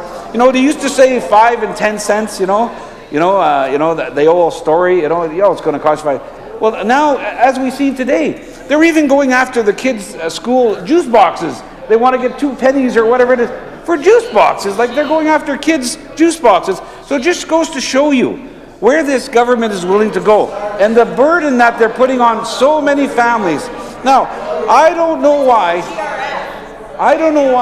at the end of the day, Mr. Speaker, they expect Saskatchewan residents to sit and take it and just allow the tax after tax after tax affecting them in their pockets. I don't know how they expect the Saskatchewan, and they talk about that, and in this one it says Advantage, the Saskatchewan Advantage Grant for Education Savings. Mr. Speaker, they expect the public to accept this. They expect this. You see the waste that this government has made. Their priorities. You have seen the priorities that this government says, well, you know what? At the end of the day, this is our priority. Well, I don't think the people of this good province who are doing the work, whether it's our seniors, whether it's working families, who are struggling to make ends meet, and whether that's power rate, utility increases, taxes that they didn't have to have, the government could have done and made the decisions. The government at the end of the day is the government that decides what's going to get taxed, where the cuts are coming, and they're doing it. And the people of this province are not happy with the way they're being treated. And this just taking away this grant. So like I said, whether it's families, whether it's grandparents, putting away money for education for their grandkids or their kids, and then the government gave 10%. To a max, I give you $250. But $250 to a family who maybe is just barely making ends meet and is trying to help their family, their kids, and then the government that matches $250 to a max, 10%. So if they put $200 away, well, we realize that. But if you decided to put away $2,500 for your child or your grandchild, you would get the max at $250. $250. Maybe some of them couldn't because, the government was taken away from that $2,500 that they were putting away because of the taxes on clothing, on kids' clothing, on all the different areas where this government has put more taxes and has raised the PST. And it is. We talked about, about a tax that's coming on Saskatchewan residents every time they move. The thing about it, at the end of the day, they're asked Saskatchewan residents the government is saying to them, you will pay more, because that's how it's going to be, but you will get less services. How do you like that? Well, I'll tell you, people are not happy. They keep seeing it, less and less. Cuts everywhere, and this government has, you know, if you look at the list, of cuts, whether it comes to different ministries, programs, I mean, the list goes on. I couldn't even list off everything that they have cut, but yet they want us to pay more. They want all of us to pay more and get less services, and that isn't right. That's not how it works. So I guess the good people of this province are saying, if you would manage the economy well, if you would manage the resources that we've given you, and I've said this before, the good people of our province has allowed the government to be the government of the day, but and I remind them, you will be judged come re-election. And I know they like doing the old heckles and they like laughing that, oh, they'll never elect any government but us, we're the only one. I can't wait to see what the people truly will say at the end of the day to this government. If they continue dealing with the way they are dealing, and Mr. Speaker, the way they are dealing with the people of this province dollars, and those hard-earned dollars that the people are paying in on taxes everywhere, how this government will do. So at the end of the day, this government will have to wear it, and they will have to answer to it, and I hope the good people of this province hold them accountable, because we will do on this side all we can to hold them accountable, and we will do all we can for those residents. So at that point, Mr. Speaker, I'm prepared to adjourn on Bill number 94. Thank you. The member from Cumberland has moved to adjourn debate on Bill number 94, the Saskatchewan Advantage Grant for Education Savings Amendment Act 2017. Pleasure Assembly to adopt the motion. Carried. Government orders, adjourn debates. Item number 13, resume debate on the second reading motion for Bill number 95, the Miscellaneous Statutes Repeal and Amendment Act 2017. Ms. Chartier. Recognize the member from Prince Albert, Northcote. Thank you, Mr. Speaker. It's always an honor to join in with debate on bills, and today I'm going to be talking about Bill number 95, the Miscellaneous Statutes Repeal and Amendment Act. And Mr. Speaker, when I was reviewing the minister's remarks with regards to the changes to this legislation, he indicated that this will repeal legislation that has become outdated or obsolete. So he must have been really talking about the Enterprise Saskatchewan Act. I believe that's very outdated and obsolete. Mr. Speaker, I don't know if you remember, but in 2007, that was one of the first pieces of legislation that the previous Premier was so proud to present because he indicated that that was going to change business, the way we did business in the province, and it was going to have this wonderful wonderful results within how we encourage business within our province. And in the end, it hasn't been shown to be as successful as they I think, originally was hoping. I know it had a big impact on especially some smaller communities where it wasn't as successful, and that's where we really need to try to encourage some business as well, as we can't forget about those smaller communities. And so, Mr. Speaker, some of the changes within this bill will be repealing that act in itself. And so I think, Mr. Speaker, it is important to make sure that laws remain modernized and up to date, and it is important to take that opportunity to look into some of our bills and such. And so some of the legislation that's going to be impacted here, the repeal and amendment of the legislation is the Child and Family Services Amendment Act 2003, and I believe that is due to the fact that there was some changes to that act in the not so the more recent years, and so I'm not sure if it was due to some of the changes to that bill that just happened last year, but this is going to impact that. The Closing Out Sales Act, that, Mr. Speaker, there's some of these acts that I didn't even know existed. So there'll be some changes to that because of changes that were done before. The Community Bonds Act will have is going to be repealed. The Enforcement of Money Judgments Act is going to be repealed. And the Forest Resources Management Amendment Act will be repealed, and the Home Energy Loan Act is repealed, The Income Tax Act is repealed. The Lord's Day Saskatchewan Act. Again, Mr. Speaker, I don't know exactly what is entailed in that act. It looks like it was in 1978 was the last time that one was looked into.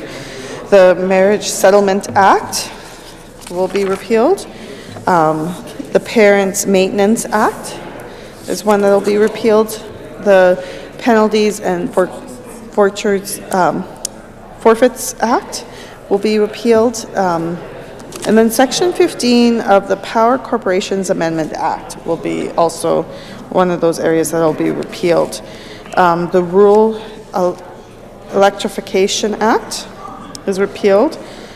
Some are amended. So one of the ones that will be amended is the Social Workers Amendment Act. And some of that act will be repealed. Section 5 will be repealed out of the Social Workers Act, and Section 6 will also be amended by repealing a portion of that as well. The Telephones Act is repealed.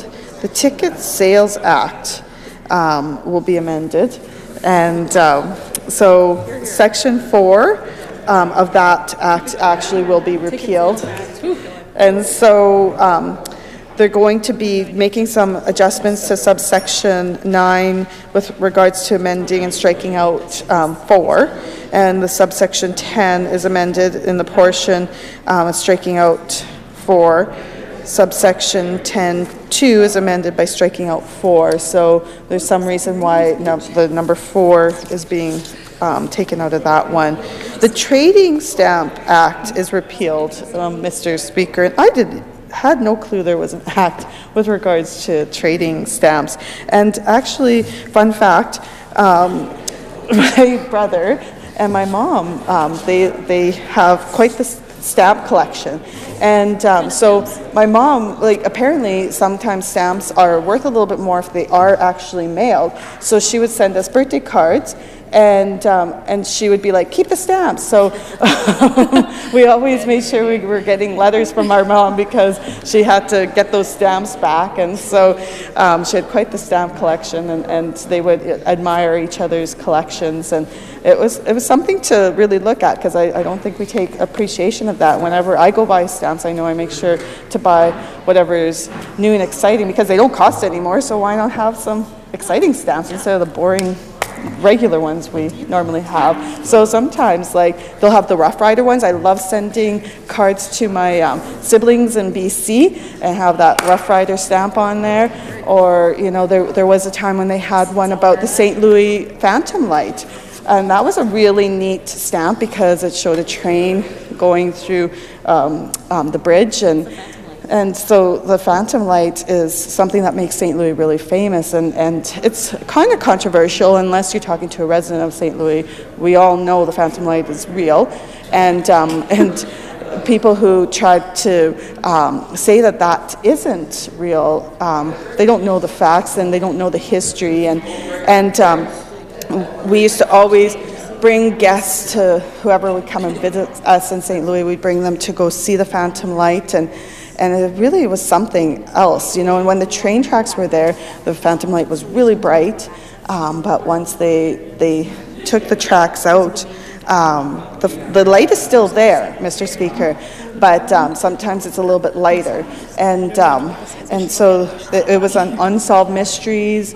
It's in books, and we would have people come and interview us all the time. And in fact, one time we had Ratio Canada come to St. Louis, and they wanted someone to give them an interview, and I was the person who did the French interview back then, when my French was a lot better than it is now. But so that was pretty exciting. So a lot of my uncles and aunts had an opportunity to hear me provide that interview, which was really exciting. So that's a claim to fame for St. Louis, is the Phantom Light. And so if anyone's ever interested in going to check that out, it's always something fun that we do. And right now, the land order doesn't like people trespassing on the land to go see it, which is understandable. And so you have to be a little bit of a distance away and be on the road, because we know it's just wrong not to listen to the trespassing laws. And so we make sure that we stay on the road, but we could still see it. And there was a lot of scientists that came and tested it out, and they believe it's potentially some of the gases that are in the ground. And I know in BC, a lot of places where they have train tracks, people will identify that they see phantom lights. So it's not something that's completely uncommon. And so it might be something to do with the chemicals, but there is a story that, of course, has come about, and the story is that the train conductor, there was a train accident, and the train conductor deceased, and it's him looking for other pieces of the train or whatever the story is. It depends who's telling it. And that's what the light is the train conductor's lantern, because back in the day, Mr. Speaker, they used to have lanterns on the trains, and that's how they would see where they were going and such. And it's not as technology based as it is now. So that was the fun fact for that.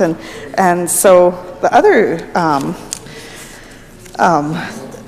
areas, I kind of regressed there a little bit, but they're going to be doing a repeal of Sections 8 and 11 in the Vehicle Administration Amendment Act, and they're also doing a repeal of Sections 11, 16, and 24 of the Vehicle Administration Amendment Act also. So there's going to be a lot of significant changes, and so like I was saying with regards to all of these repeals and amendment of legislation, they're in all different areas of the ministries within here, Mr. Speaker. And so this is going to take a bit of time to kind of go through all of these acts and legislation to ensure that the changes that'll be happening aren't going to have major impacts to this legislation later on. And so there's going to be a fair amount of consultation that's going to be needed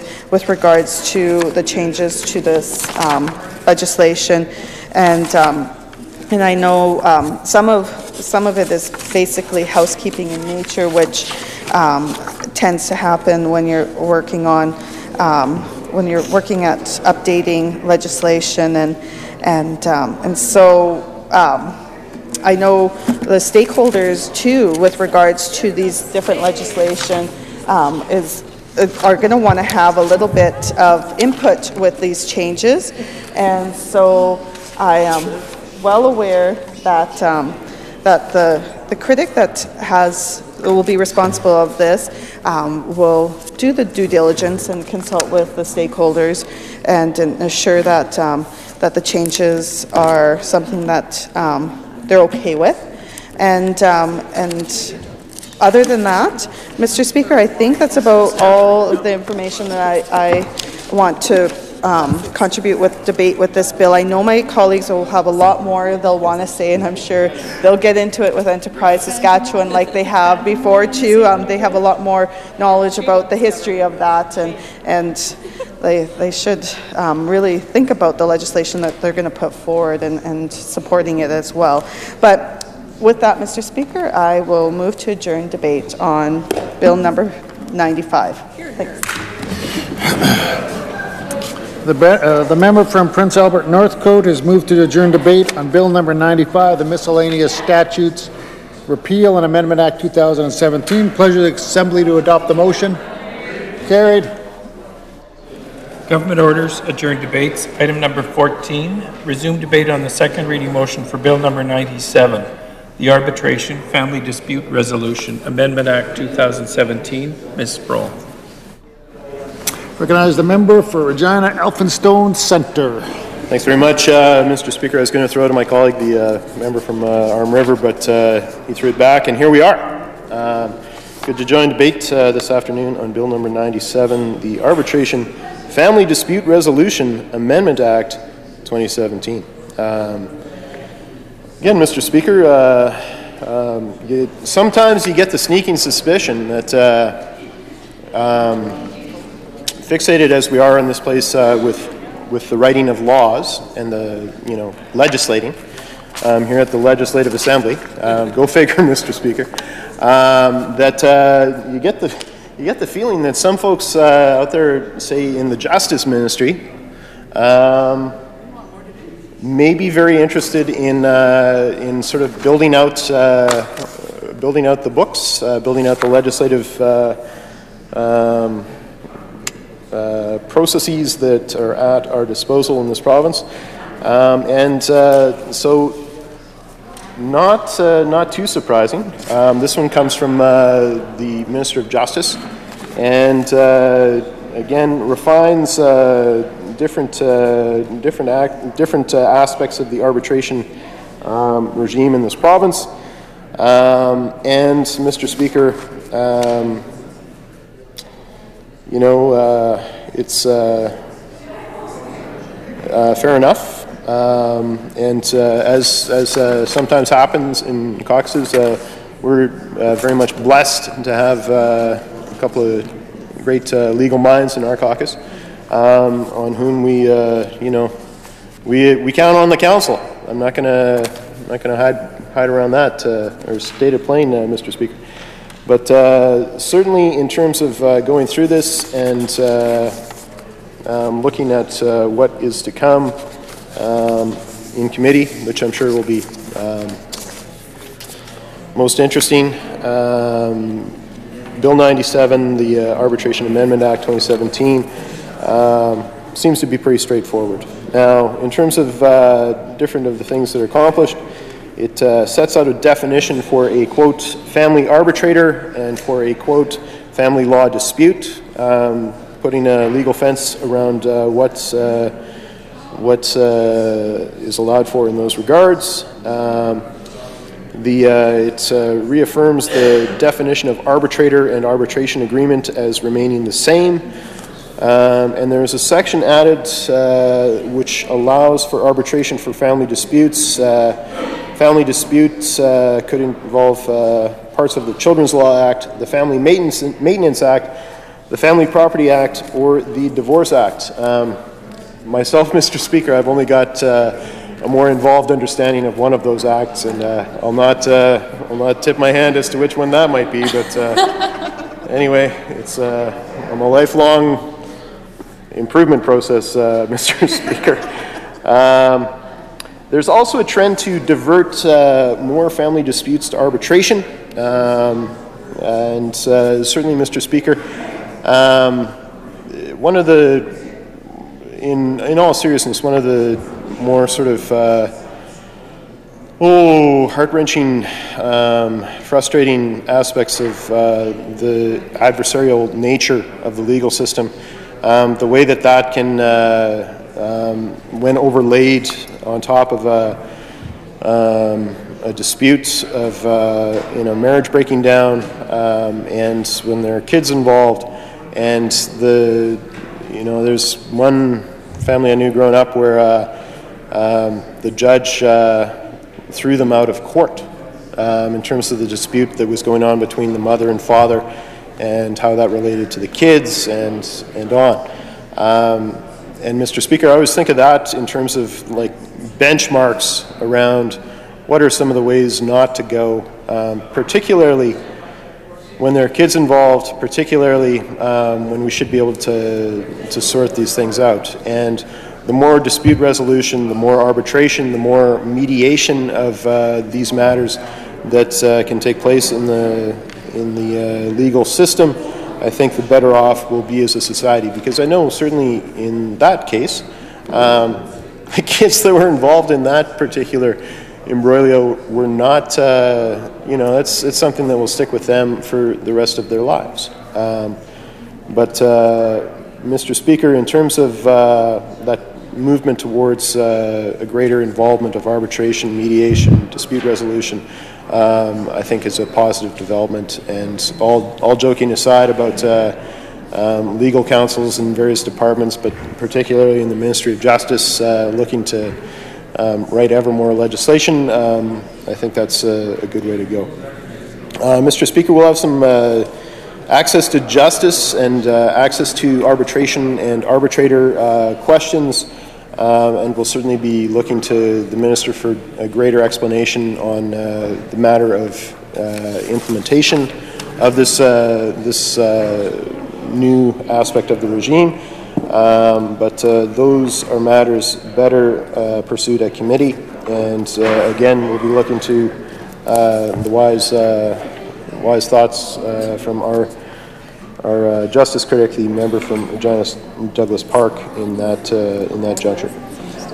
So with that, Mr. Speaker, I'd move to adjourn debate on Bill number 97, the Arbitration Amendment Act 2017. The member for Regina Elphinstone Centre has moved to adjourn debate on Bill number 97, the Arbitration Family Dispute Resolution Amendment Act 2017. Pleasure of the Assembly to adopt the motion. Carried. Government orders adjourn debates. Item number 15, resume debate on the second reading motion for Bill number 98, the Miscellaneous Statutes Family Dispute Resolution Amendment Act 2017. Ms. Beck. Recognize the member from Saskatoon Fairview. Thank you, Mr. Speaker. I'm pleased to rise again today to enter into adjourned debates on Bill number 98, the Miscellaneous Statutes Family Dispute Resolution Amendment Act 2017.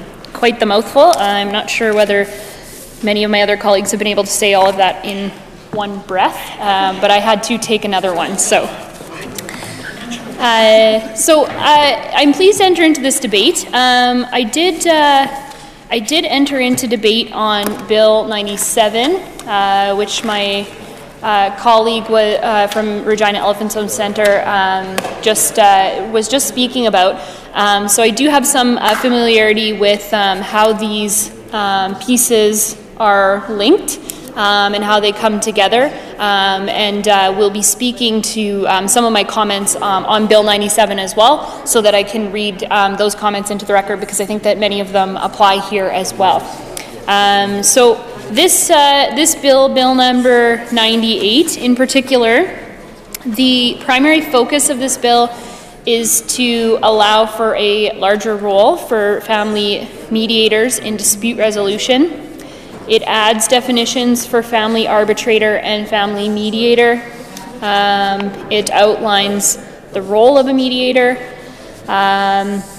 It provides that evidence in a mediation session cannot be used in court proceedings without consent from all parties being given. So in Bill 97, we talked about the fact that family arbitrators were identified, and that it provided a process for that to take place, and that one of the options is mediation. So Bill number 98 sort of decides what some of those rules and regulations are going to be, and what this is actually going to look like, Mr. Speaker, at the everyday level. So this is definitely something worth speaking about. There's going to be a lot of repercussions for families that are involved, and a number of different pieces that are up for amendment here today. So I usually find it useful to go through explanatory notes when we're talking about amendments to legislation, because if you just go through the Act itself, I find that it takes a trained eye to be able to figure out what the first clause was and what it's being replaced with. So actually I sort of read all three of them in concert. I have the existing legislation, the explanatory notes, and the new bill. And looking at all three of those together, you can really get an understanding of what has happened. But sometimes it's useful to look at the explanatory notes to see what the changes are that are being proposed here. So a few different pieces of legislation. We're talking about changing the Children's Law Act 1997, the Family Maintenance Act 1997, the Family Property Act, and the Queen's Bench Act 1998. So we'll just go through and talk about what some of the changes are that are being proposed in each of these acts. So for the Children's Law Act 1997, an explanation of those changes. Section 2 is being amended to revise the definition of agreement and add definitions of family arbitrator and family mediator. Section 10 is amended to replace mediator wherever it appears with family mediator. There's no changes in substance, these are housekeeping. Section 10.1 is added to expressly allow for arbitration in a matter to which this act applies. There's a new part that adds provisions respecting parenting coordinators. Section 21.1 adds definitions. 21.2 permits the court to make parenting coordination order, directing parties to use a parenting coordinator and specify the amount of a parenting coordinator's fees and expenses and which party should pay those fees and expenses, which we know is always something that comes up. Who's paying the bill? Section 21.3 sets out when and how a parenting coordinator may provide his or her services. 21.4 requires a party to provide the parenting coordinator with any information requested. 0.5 sets out the matters a parenting coordinator may assist with. The rest of these changes are in line with parenting coordinator and mediator as well. The Family Maintenance Act 1997. There's some explanation provided of the changes here, amending definitions of family arbitrator and family mediator, replacing mediator with family mediator, so again, housekeeping changes, and section 15.1 is added to expressly allow for arbitration in a matter to which this act applies. The Family Property Act is also amended. Section 2 is amended to add a definition for family mediator. Clause 10, subsection 3A is amended to reflect that the form is not prescribed but provided by the Land Titles Registry or the Personal Property Registry. And section 44.01 is added to expressly allow for arbitration in a matter to which this act applies. The Queen's Bench Act 1998 is the last act that is being amended with this miscellaneous statutes amendment act here, Mr. Speaker. And the sections that are amended there, 44.01 is added to require that parties to an application participate in family dispute resolution. It adds definitions for family dispute resolution, family mediator, and minister. It sets out the applications to which this section applies. Prohibits a party who fails to participate in family dispute resolution from taking any further step in the proceeding. Sets out the powers of the court if a party fails to participate in family dispute resolution. Creates exemptions from the requirement to participate.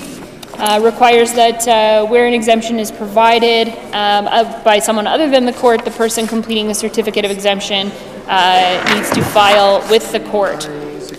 So we're talking about establishing some of these definitions, Mr. Speaker, and providing for them in these pieces of legislation. In the Minister's second reading speech on this legislation, he talks about the different acts that are being amended and the provisions that are being provided there.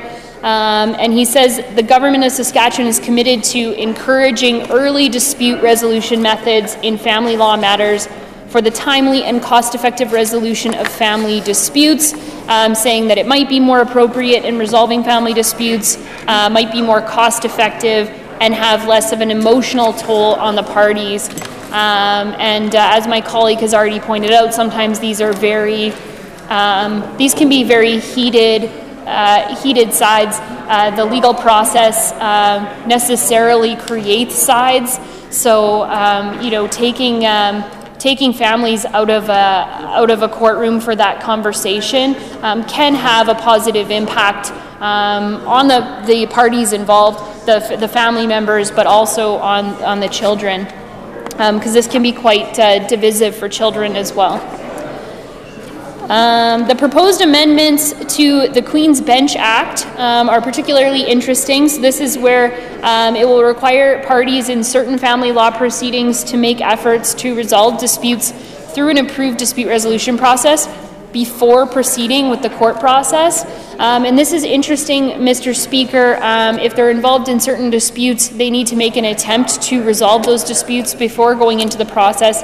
And that if there has been a history of violence, a child has been abducted, a restraining order is in place, one party may be able to seek an exemption or an exception to this. But it is interesting to see that we're going down this path. That we're moving forward on this trend toward dispute resolution. As someone with experience in alternate dispute resolution, I think it is wise. We are always told in conflict resolution to try to solve things at the lowest level.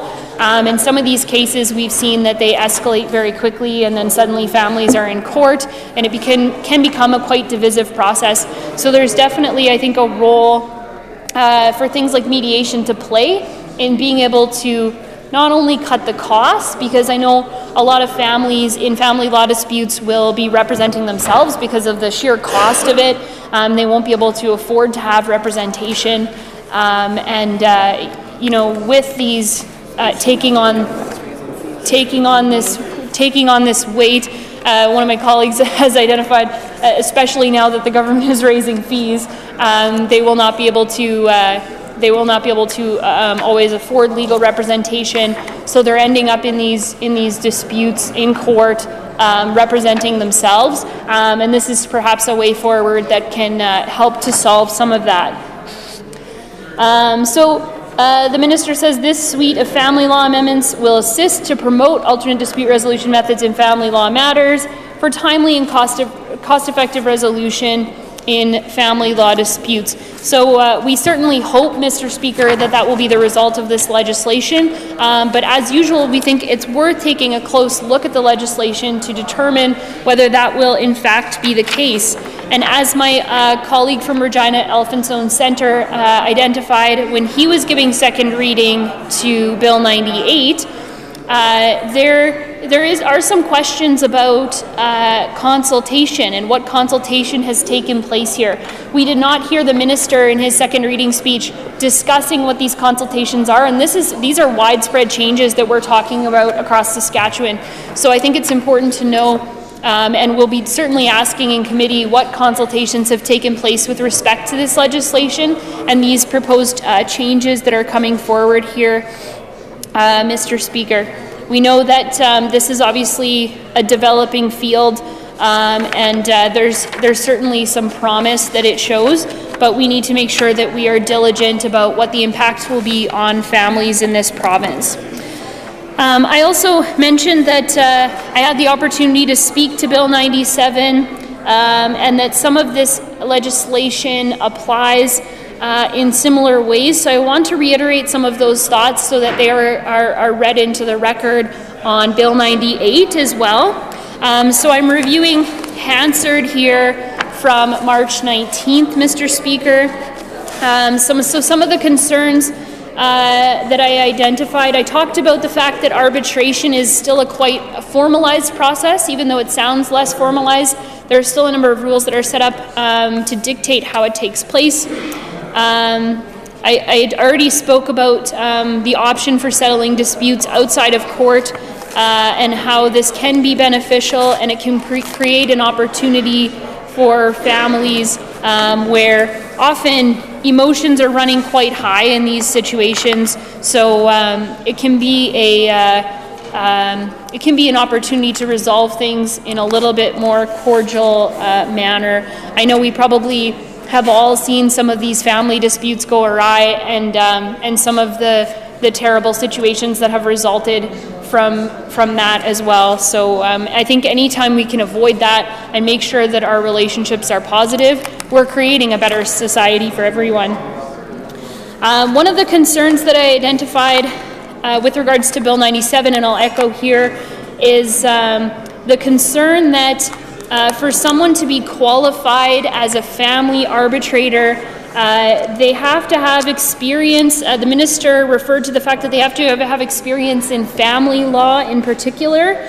And I think this raises some concerns for access, so we'll certainly be interested in finding out whether there are limitations in access to family arbitrators in rural and remote communities, and who those folks are going to be, because it is great to create opportunities for people across this province, but it is, we don't want to find that people in larger urban municipalities have access to the resources, but in smaller rural areas they do not. So we'll certainly be watching to see, and I think this is particularly an area where consultation is important, to find out if these conversations have taken place, an initial scan of the environment has taken place, to see whether these folks are indeed available to help out, especially if it's going to be dictated in some particular processes.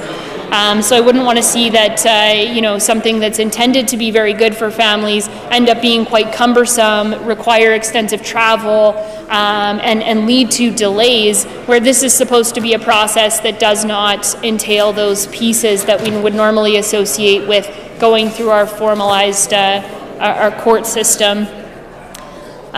So those were the main concerns I wanted to identify with this piece of legislation, Mr. Speaker.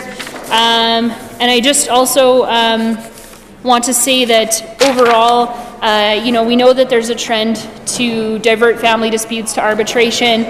We know that it can be beneficial, but we were going to have more questions on this bill, what it means for mediation of family disputes, what that mediation actually looks like, and what access will look like for the folks who are involved. Overall, it has promised to be something that's going to be very beneficial for families, but we would like to be able to ask those questions. So I know that the critic will have more questions as well, and I look forward to my colleagues' remarks on this bill. I would like to, with that, move that we adjourn debate on Bill number 98, the Miscellaneous Statutes Family Dispute Resolution Amendment Act 2017. The member from Saskatoon Fairview has moved to adjourn debate on Bill number 98, the Miscellaneous Statutes Family Dispute Resolution Amendment Act 2017. Pleasure of the Assembly to adopt the motion. Carried. Government orders, adjourn debates, item number 16. Resume debate on the second reading motion for Bill number 99, the Interpretation Amendment Act 2017, number 2. Mr. Witherspoon. Is a member from Prince Albert, Northcote. Thank you, Mr. Speaker. Like I said before, it's always an honor to stand here and enter into debate, but Mr. Speaker, this particular bill, it is an extreme honor to be able to stand up and provide my thoughts with regards to this debate, because I know there's many people that would also have liked to have an opportunity, the same opportunity I have, to be able to enter in some remarks with regards to this.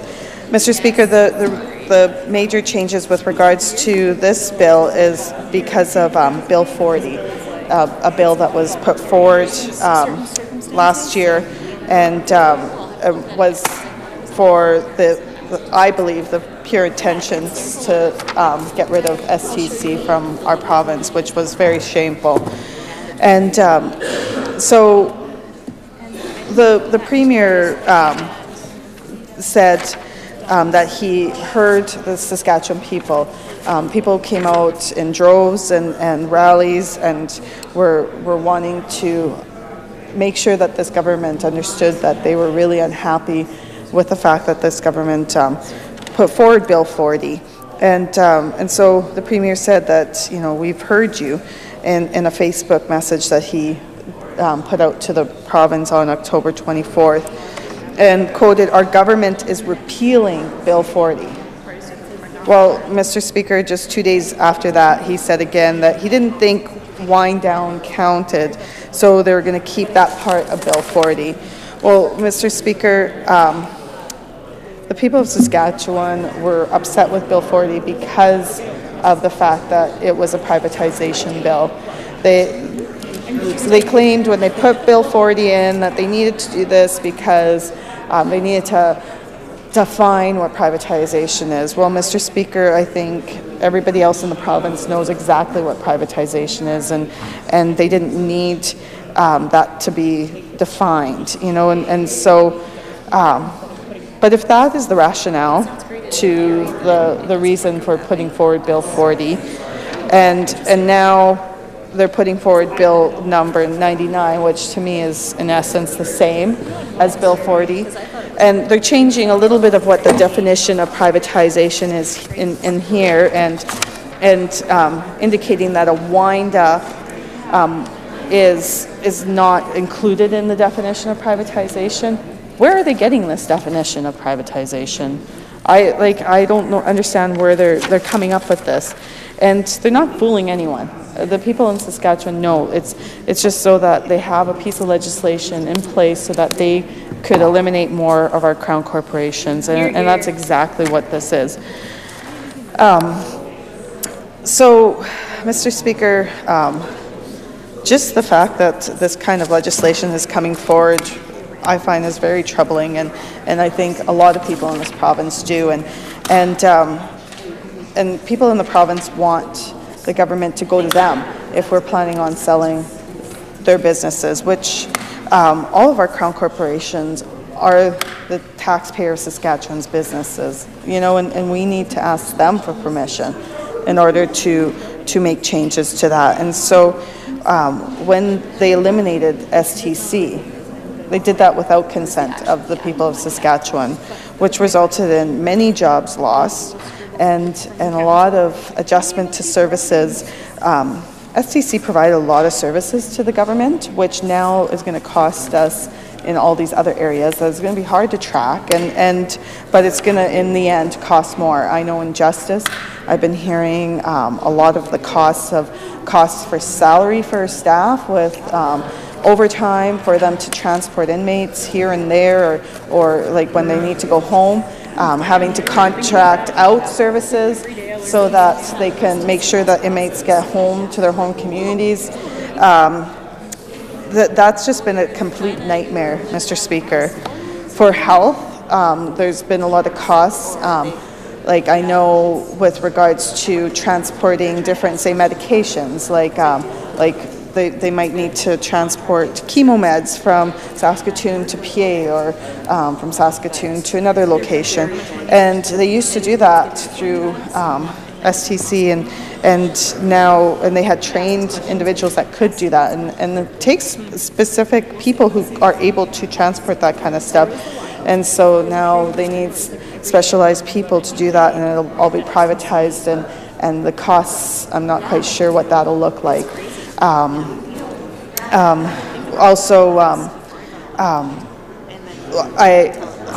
know with my past of working in the healthcare system that oftentimes we would send, say, acquired brain injury clients back home, which might be in northern Saskatchewan, for a visit, and so send them on the STC bus. They would have a worker that would place them on the bus. They knew that they were going to get home safely, and then their family members would put them back on the bus and bring them back to PA, and we'd have a worker there to pick them up, because we have an obligation to ensure that these individuals are able to go visit their family in a safe manner. But now, Mr. Speaker, they have staff that are being paid overtime and meals and mileage, and they're having to drive them up to Buffalo Narrows or all different areas of this province, and then they have to hire people to go back up there and pick them up and bring them back home, you know. And so there's those extreme costs there too.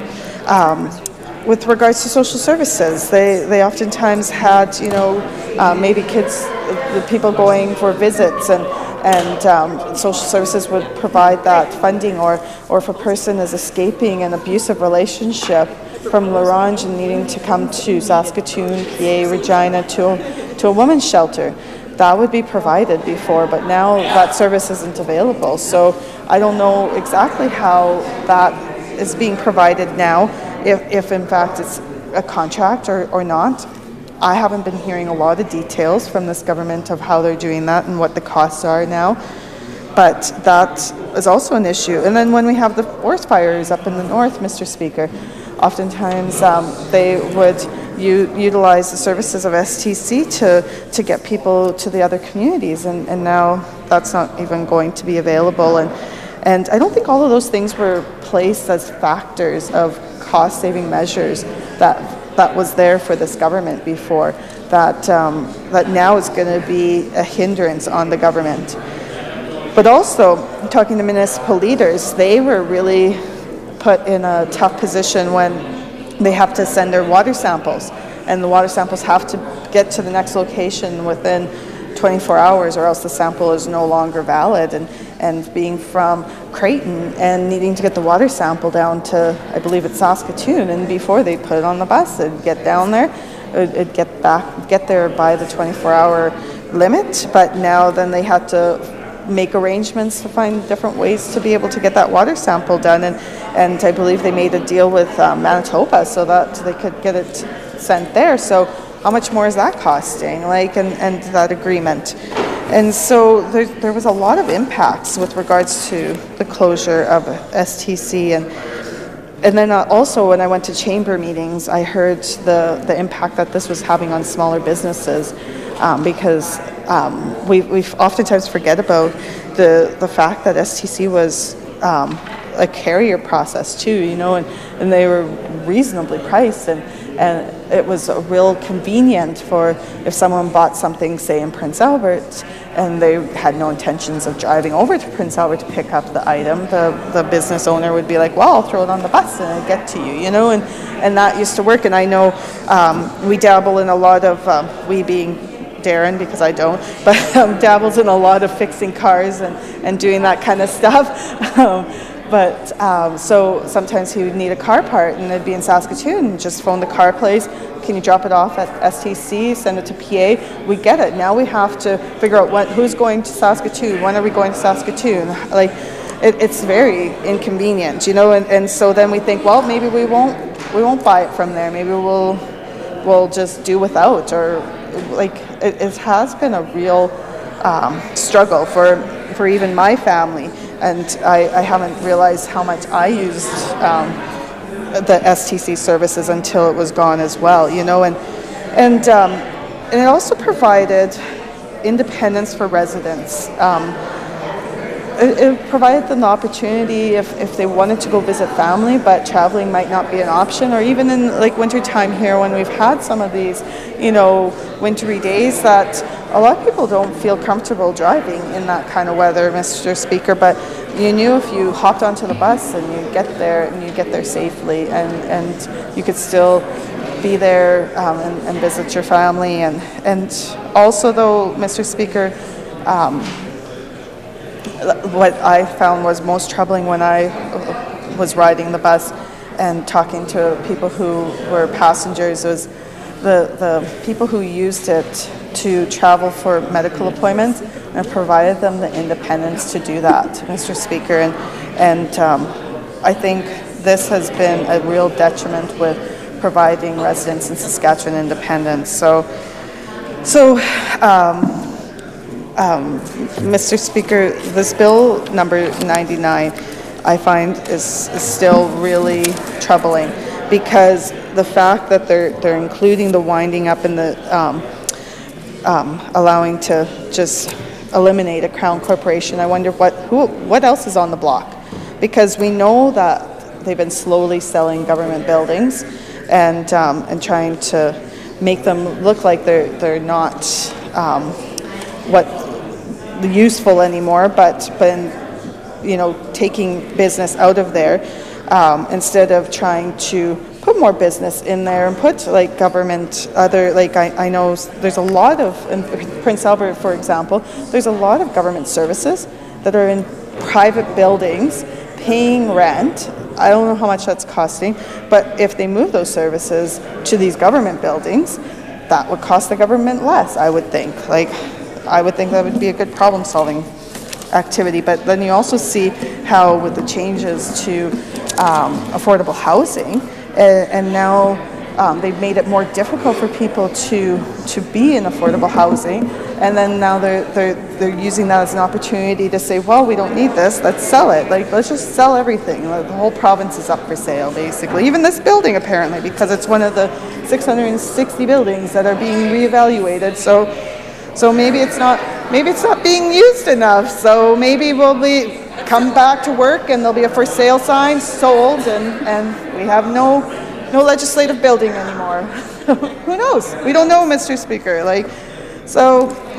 Also trying to privatize services that were once offered by the Crowns and slowly just piecing everything away. And I know with SaskTel, now oftentimes I'm an avid user of SaskTel, and when I have issues with my services, the people who would come were SaskTel employees. I knew them. They live in PA. I know a lot of them.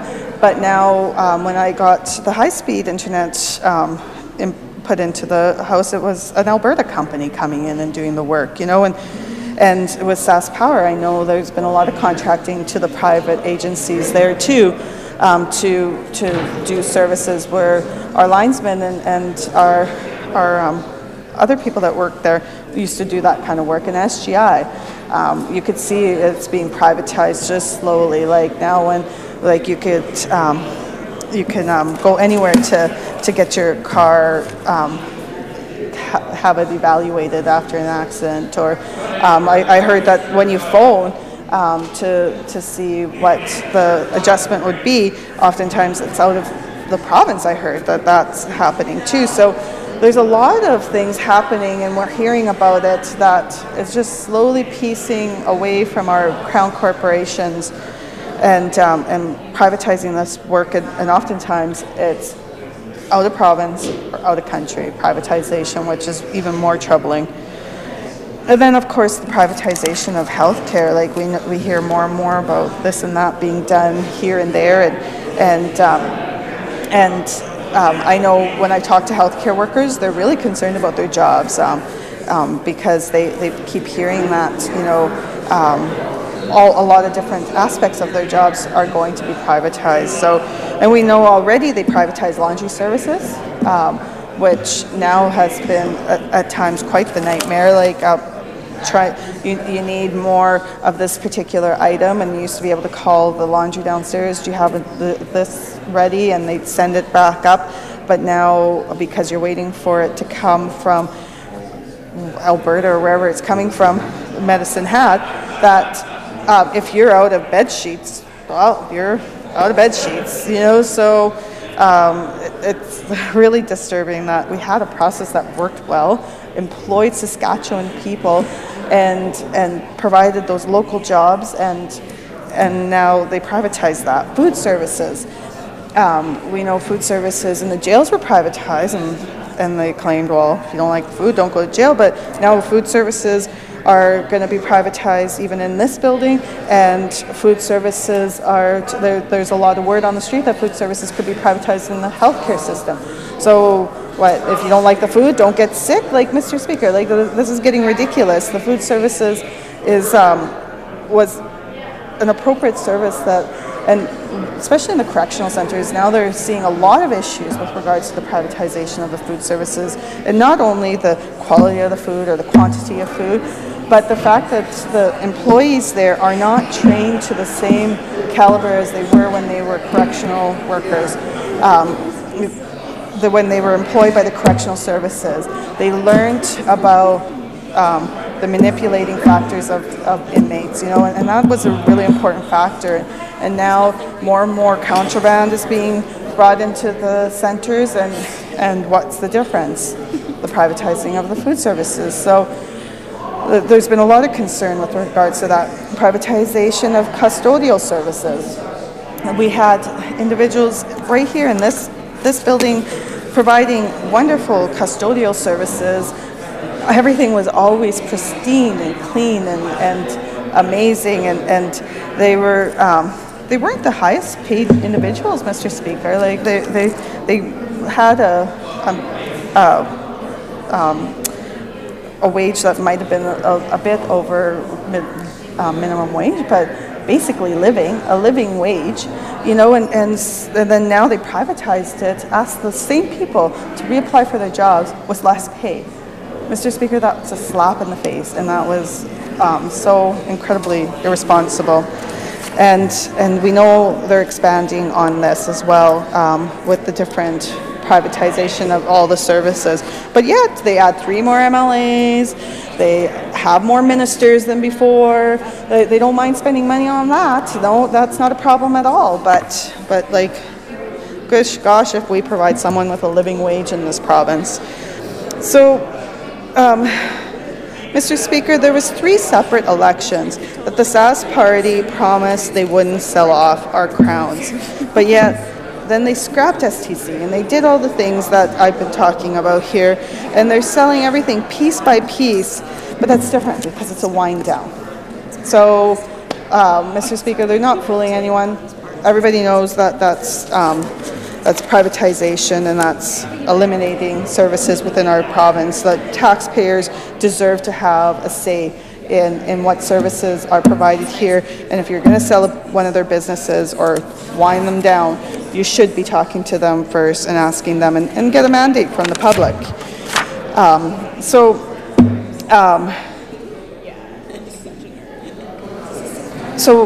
we're talking about trust, Mr. Speaker, you know, and how can the people of Saskatchewan trust a government who says that they prioritize these services, that even the minister himself in his remarks, the opening remarks when he was presenting this bill, said Crown corporations support economic growth and quality of life in Saskatchewan?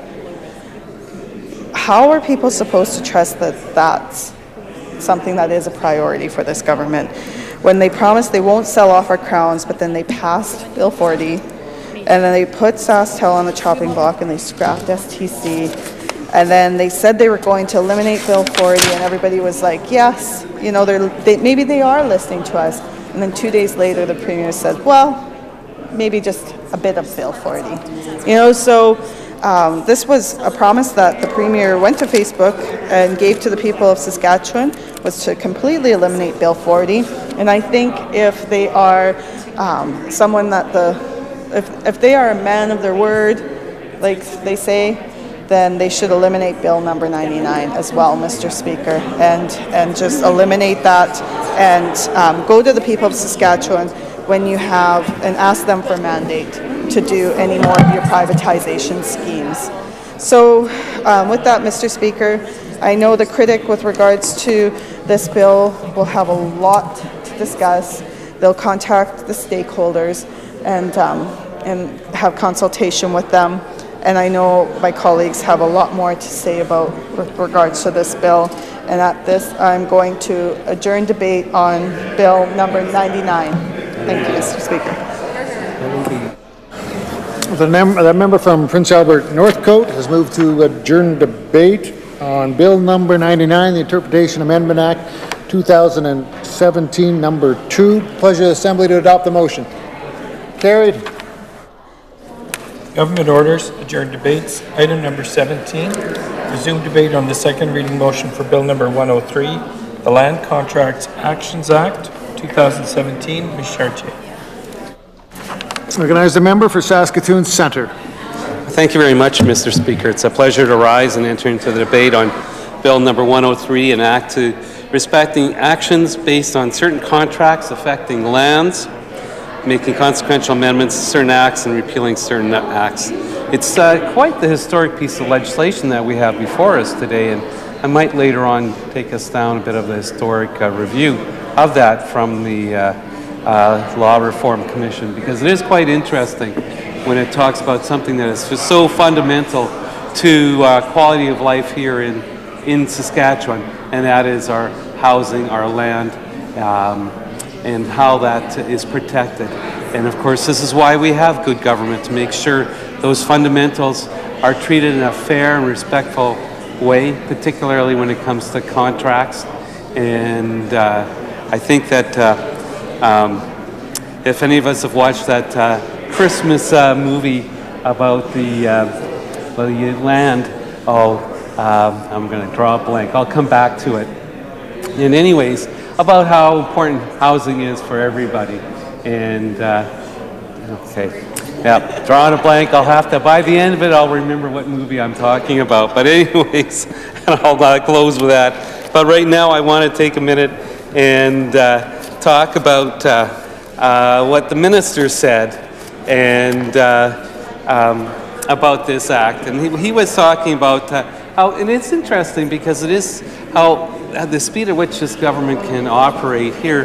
The 2014 Law Reform Commission of Saskatchewan had a report and it was entitled Reform of the Land Contracts Action Act.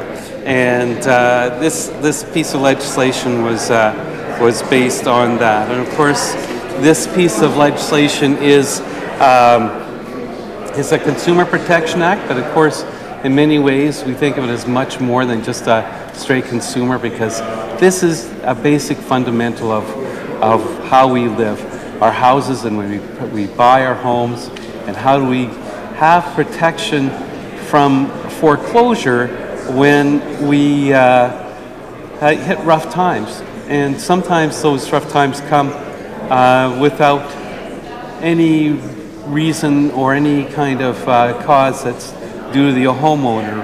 We think of when times have been booming and people have been able to buy houses and do well, and then we start to see that time slip away from us. In fact, I think that there's a stat out there, I was talking to my colleague about it, that in Saskatchewan we have 3 times the national mortgage rate in arrears stat that we have now.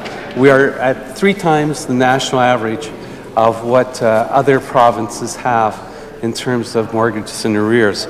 So this piece of legislation is very timely, because we have seen a boom time, and we've seen a time now where we see taxes are going up, the cost of living is going up in Saskatchewan. This government here seems not too concerned about that in terms of the number of taxes, and we saw this on Friday, where the end of the week, when the news cycle is down a bit, they release the new fees that they're going to be charging, some $10 million new types of fees. And while they will rationalize it as the fines haven't gone up in a while, or the juice boxes we need to see more money go to Sarcan, and all of that, in one hand, is fair. But I particularly went around, when I was watching the news on Friday night about the juice boxes, found it interesting that actually the money goes to GRF, and then from the GRF it goes to Sarcan, that in fact there will be a delay for that money. So this is something that we need to take a look at and make sure we have a way of protecting our citizens. So the minister talks about being a consumer protection legislation, and to protect borrowers by requiring lenders to obtain leave of the court before starting a foreclosure procedure. And we'll talk a little bit about the stats of that and how high they were in the 30s and 40s, and how that caused this kind of legislation to move, and we'll go through that. But he talks about now that we need to modernize it and make sure that the protection is provided as time to bring the mortgage up to date, refinance or sell their property before foreclosure or judicial sale, or if that's not possible, time to find alternative accommodation. And that's really important, that we don't see people put out on the street. We just don't want to see that happening. And as I said, people may be finding themselves in tough times through no fault of their own. But this is really something that we need to pay attention to. Now, this act currently doesn't apply to farmland. In its original state, it did apply to farmland, and I can go through the history of that a little bit, about what caused the change in 1971, and then in the 80s, the Farm Security Act came along and dealt with the farmland aspect of this. But this was about homes. And so he talks about the new act will maintain the time and notice provided by the current act and reducing the costs to those involved in the process. And we're the only province that has that requires any pre-action process for foreclosure. And I have to say that the Provincial Mediation Board, from my experience as an MLA in referring people to them, and their action, I actually thought that they weren't operating anymore, but they are apparently operating. And so the Provincial Mediation Board. And so they had really decreased their presence in the consumer protection world, and so they're a great organization actually, and the work they do to help people find their way forward by avoiding foreclosures and other bankruptcy procedures, but helping to find solutions. I know the people in my riding really appreciated the very good work that they did, and so it's. I was pleasantly surprised to see that they're still in operation and that they will that they're still actively involved. So it talks about plain language notice of application, which is good when for leave to commence an action, and then there's 60 days before the hearing date, a very definite timeline, and this is really good.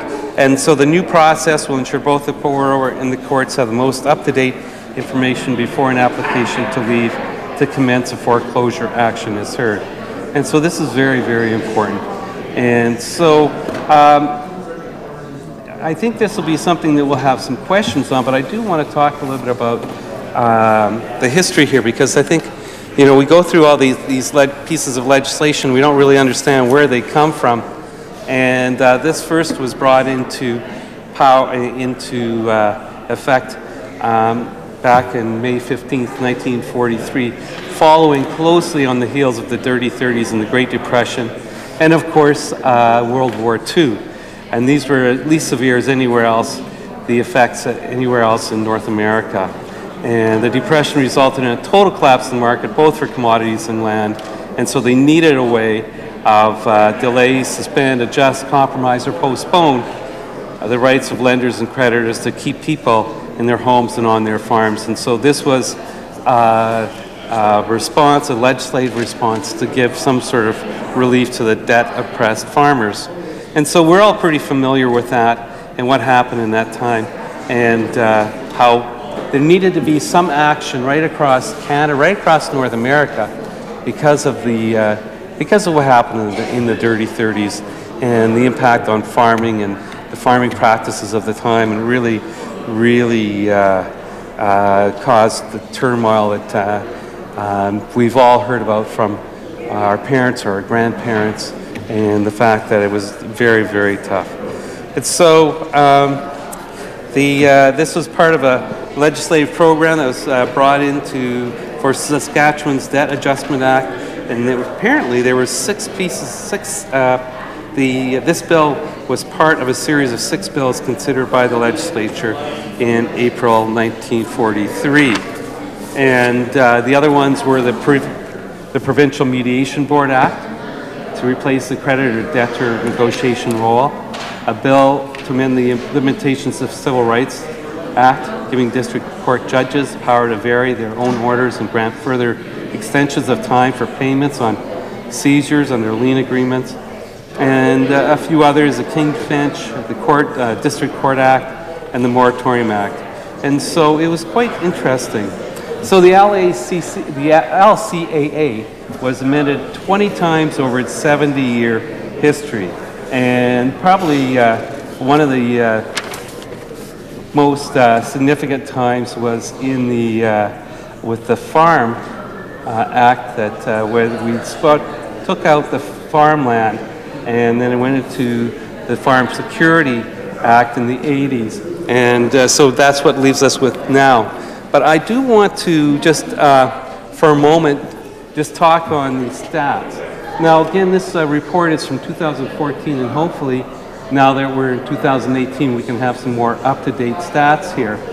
But the Law Reform Commission, their consultation paper, notes that they couldn't really make comparisons of foreclosures in 1943 because their stats weren't available. But if you go back, using the notices of intention received by the Provincial Mediation Board from 1977 to 2012, the number of notices peaked from the mid-1980s through the early 1990s, reaching a height of 1,921 in 1990-91. So, Mr. Speaker, we will remember quite clearly who was in power at that time and what was happening in Saskatchewan at that time. And these guys, and even the minister who's looking out to sell 660 buildings, I believe it is, was talking about schools and closing schools. Well, here we have 1,900 homes that were being foreclosed in 1990-91. And so that is not a record to be proud of at all. Now, interestingly here, this is the good news, and I see someone paying attention to this. The low happened in 2008-2009 with only 428 notices of intention for foreclosure. Now, that's really a significant drop. So it went from, and then they said was unsteadily declined to a low of 428. It didn't all of a sudden drop. It wasn't going along 1900, 1900, as sometimes these guys like to believe happened in 2007. It was a steady decline to 428. But the other thing here is this is where I think we have a lot of questions. In fact, we'll be asking some questions about this. In 2011, 2012, 688 notices of intention were filed with the Provincial Mediation Board. That's the notice for foreclosing. So my quick math, 428 to 688 is 260 more. That's got to be a third, if not 25% increase in just 4 years. That's alarming. And so we need to know what's going on here. And I'll need to know, has that trend continued, or is that a one-time only? I'd very much like to know how many notices of intention were filed with Provincial Mediation Board in the last few years. Because, as I said earlier, we see that there's a stat out there saying that we are three times the national average in terms of people arrears in their mortgage payments, which obviously means that they're just on the brink of foreclosure or getting a notice of foreclosure. And so this legislation is very, very timely, and we'll have lots of questions about what this really means for families who are facing some very dire times, and particularly when we saw the housing market that we had in Saskatchewan from 2007, 2006 to 2012, 14, very hot housing markets, and people were excited on one hand if you could sell your house at that price, but not so excited if you had to buy a house at that price. And so the impact now is that we're seeing this kind of situation. And the other issue I would really like to know more about now that I'm thinking about it is the impact on condos, and particularly first-time homeowner condos who bought into condos, and are they finding themselves caught in a market where they can't move on to their second home? You know, you can't move on to your second home. And this, yeah, well, it's more than just the market, because we've been working with this for 70 years. I'd like to say this bill was introduced by Tommy Douglas, but I don't actually think it was. I think at 43 it would be in the dying days of the last Conservative government who finally saw the light, who read the writing on the wall. They better get with it, but I think it was the Conservative government who brought it in first, which is interesting because the Conservative government realized that they had to do something because the housing market and the land market was collapsing. And if people were going to come home from the war and expect to continue farming or continue to have their home that they left their parents in or their relatives, it was going to be an issue. And so, Mr. Speaker, there's a lot of questions we have with this. It's a very timely piece of legislation, and particularly with the budget coming up. Will there be any relief for people facing the kind of charges that we've had before us? Or will it be, as some holler over, that we will just let the market have its way. And so with that, Mr. Speaker, I am wanting to let us move on to the next bill. And so I would move adjournment of Bill 103, the Land Contract Act. Thank you. The member from Saskatoon Centre has moved to adjourn debate on Bill number 103, the Land Contract Actions Act 2017. It's a pleasure of the Assembly to adopt the motion. Carried. Government orders, adjourn debates. Item number 18, resume debate on the second reading motion for Bill number 104, the Saskatchewan Human Rights Code 2017. Mr. Forbes. The member from Prince Albert Northcote. Thank you, Mr. Speaker. It's an honor to join in with regards to debate of Bill number 104, the Saskatchewan Human Rights Code 2017. Mr. Speaker, this is a very important piece of legislation that we have before us. This legislation is essential because it promotes and protects individual dignity and equality rights. And so it's a very important piece of legislation. My understanding is that the reason why this bill comes forward to us right now is there's a little bit of housekeeping aspect with regards to it, but the biggest change here is that this bill repeals and replaces the Saskatchewan Human Rights Code with a new bilingual act, Mr. Speaker, and that is very important. I believe it was something that was brought forward from the Charter of Rights, that pieces of legislation such as this that really have an impact on each and every one of us in our province become a bilingual act, because this will meet the needs of the Saskatchewan Francophone community and improve access for them. And we know how very important that is. In our province, we have a large Francophone community within Saskatchewan and right across the province here, and it's really important that we ensure that we have legislation that will meet their needs as well. So, Mr. Speaker, the Human Rights Code is so important because it prohibits discrimination within our province, and it includes a Bill of Rights, and it makes it illegal for someone to violate another person's fundamental rights and freedom. And so, Mr. Speaker, we know that we got to ensure that everyone in our province feels that they're respected and they could be who they feel that they are, you know, and be able to express themselves of who they are. And Mr. Speaker, I was looking through the Saskatchewan. Let's see here. I was looking through the Saskatchewan Human Rights Commission, their annual report of 2016-2017, Mr. Speaker, and it's a very interesting information that they provide here, and they talk about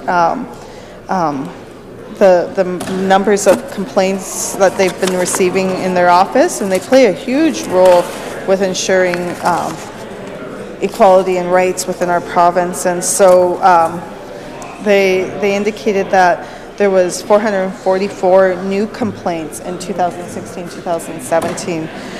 So the complaints have been increasing, and the number of complaints have, well, like I said before, have been increasing.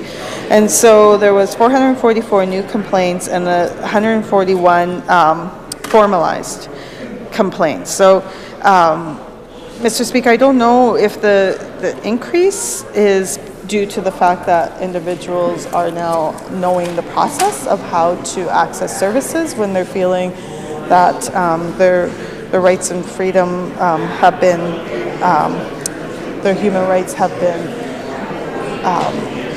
affected, but or if this is something that's increasing across the board, that people's human rights are not being respected. And so I like to think that maybe more people are knowing the services that are available for them, because I would think with our day and age that we would hope that that is decreasing within our society with more education and more information that is provided, and that there would be more people who would have deep levels of respect for others.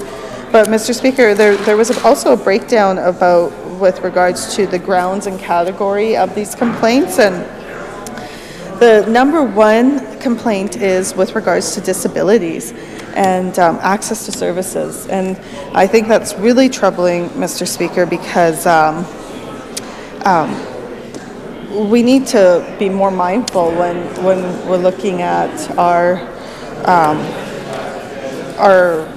buildings and such, to make sure that they're readily accessible for individuals, you know, and so it looks like the majority of those complaints were with regards to employment and not having accessibility within their employment. And so I would guess that would maybe limit potential employment for people that have disabilities, which I think is a real detriment. And we need to be a little bit mindful when we talk to employers about ensuring that their facilities are appropriate. The number two was sexual harassment. And again, I find that very troubling, again, because you would think that there would be much more gender equality, you know, and it's unfortunate that that's still an issue with regards to sexual harassment in the workplace, because the workplace looked like it was the highest one too. And the third one was sex and pregnancy, which was the third highest amount of complaints. And again, that was within the employment. And so it looks like we have a lot more work to do to ensure that employers within our province are looking out for people's human rights. And so when we look at where most people are having maybe some issues with regards to their human rights, like I said before, employment was number one, and then public services is number two, Mr. Speaker. So we have an obligation as members of this legislature to ensure that the public services we have in our province are accessible to individuals as well. And it looks like, again, disabilities was the first one, and then ancestry and sexual harassment was tied for number two for the most complaints with regards to our public services, which is very disturbing. And then education was number three, with, again, regards to disability being number one. Oh no, family status being number one, and then disabilities and a few other ones tied for third. So education, again, is a big part of what we do here in ensuring that there's human rights there, and making sure that people feel included and that they have all the services that they need. So, Mr. Speaker, like I said before, this bill allows for us to have a bilingual aspect to it, and it changes a lot of the language throughout the Act, but a lot of that language doesn't necessarily change the content of it, so the content is the same as the previous one. But some areas that we have concern would be like the number of complaints coming forward, and the fact that there's been an increase in complaints, and another area is the growing number of human rights complaints that are dismissed. And I don't understand exactly the reasons why they're being dismissed, but I think that would be definitely some good questions to ask within committee. What's going on with that, and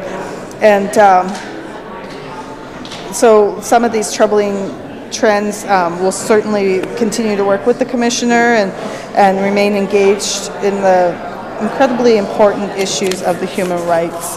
And so I know the critic that's responsible for this bill we'll do due diligence and consult with all the stakeholders.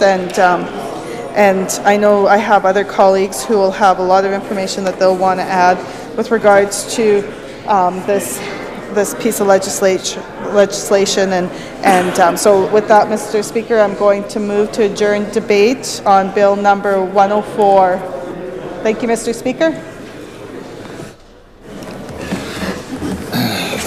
Member for Prince Albert North Coast has moved to adjourn debate on Bill number 104, the Saskatchewan Human Rights Code 2017.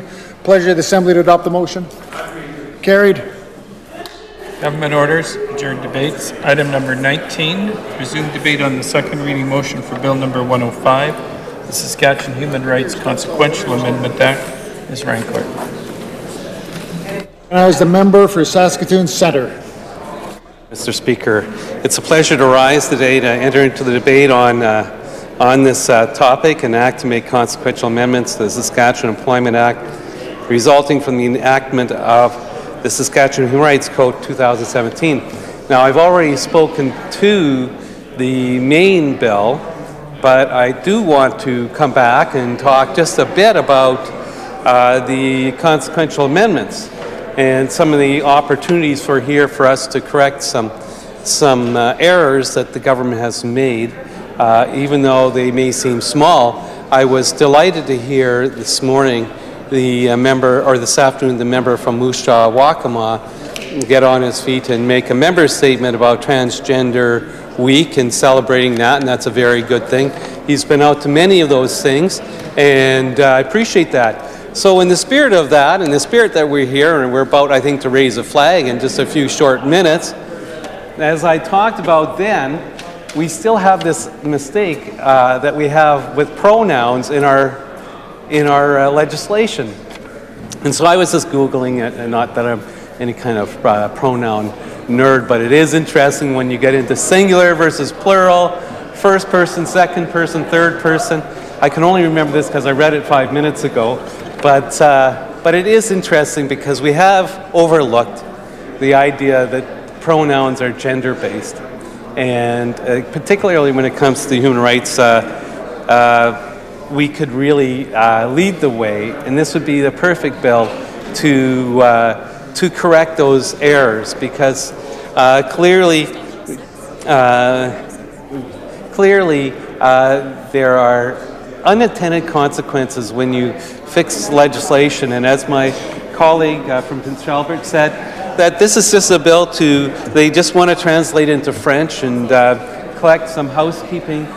But, you know, Mr. Speaker, when you do that, you really open the opportunity to say, so what does that mean? What does that all entail? It shouldn't mean just the easy stuff, particularly when it comes to the Human Rights Code. This is a time when we could take out the he's and the she's and replace it with the they's and theirs, and that would not be a problem. Language evolves. We all know that. We all know that. And I think that as we become much more sensitive to others in our society that aren't identifying what their pronouns are, and Mr. Speaker, I would bet you've been in situations where you've had meetings where people go around the circle first, introduce themselves, and actually give the pronoun which they identify, whether they like to be identified with a he or a she. So all of that can be cleared up right at the front. And so why not this week that we're celebrating Transgender Day of Visibility, that we make this a little mission of ours to say, hey, let's clean this up. Let's clean this up. We can do that. That's what our job is. It's not going to change any legislation, but it's going to make it look a lot better, especially when people know. And here you have the marker, 2017. Mr. Speaker, you and I and everyone here knows that the transgender issues have been on the forefront for several years. Several years. It hasn't just come up last week. So this is a time to get it right. You're having a little marker, Human Rights Code 2017 with the asterisks. We couldn't get it right on the pronouns. We stumbled before we got to the finish line. That's really unfortunate. We could really get over that finish line and do a piece of legislation that we could all say, hey, this is cutting edge. This is how you write legislation in the modern day, not in the old archaic way, the binary way. And I think that we need to talk about it. Now, when I was Googling on my phone, of course, you do get into the old purists of grammar who say, no, they're only singular, and it's either he or she, and that's just the way it is. Move on. No, it's not time to move on. It's time to get it right. And that's what we do here. This is why we have this second reading speeches like this. And I think while it is interesting, we're having this piece of legislation because of 4 digits, a 2 and a 0 and a 1 and a 7. That's what this bill is all about, really, if I look at it, because it's changing from Human Rights Code to Human Rights Code 2017. That's what we're doing. So here we have, if we can make a big deal about 4 digits, and certainly we can make a big deal about pronouns.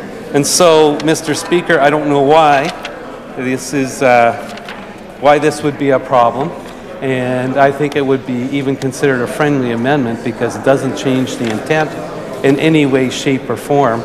And not that we want to go back to a process where we were in the other one, where it took us 4 years or 5 years to get a report back from the Law Reform Commission. Good work that they do.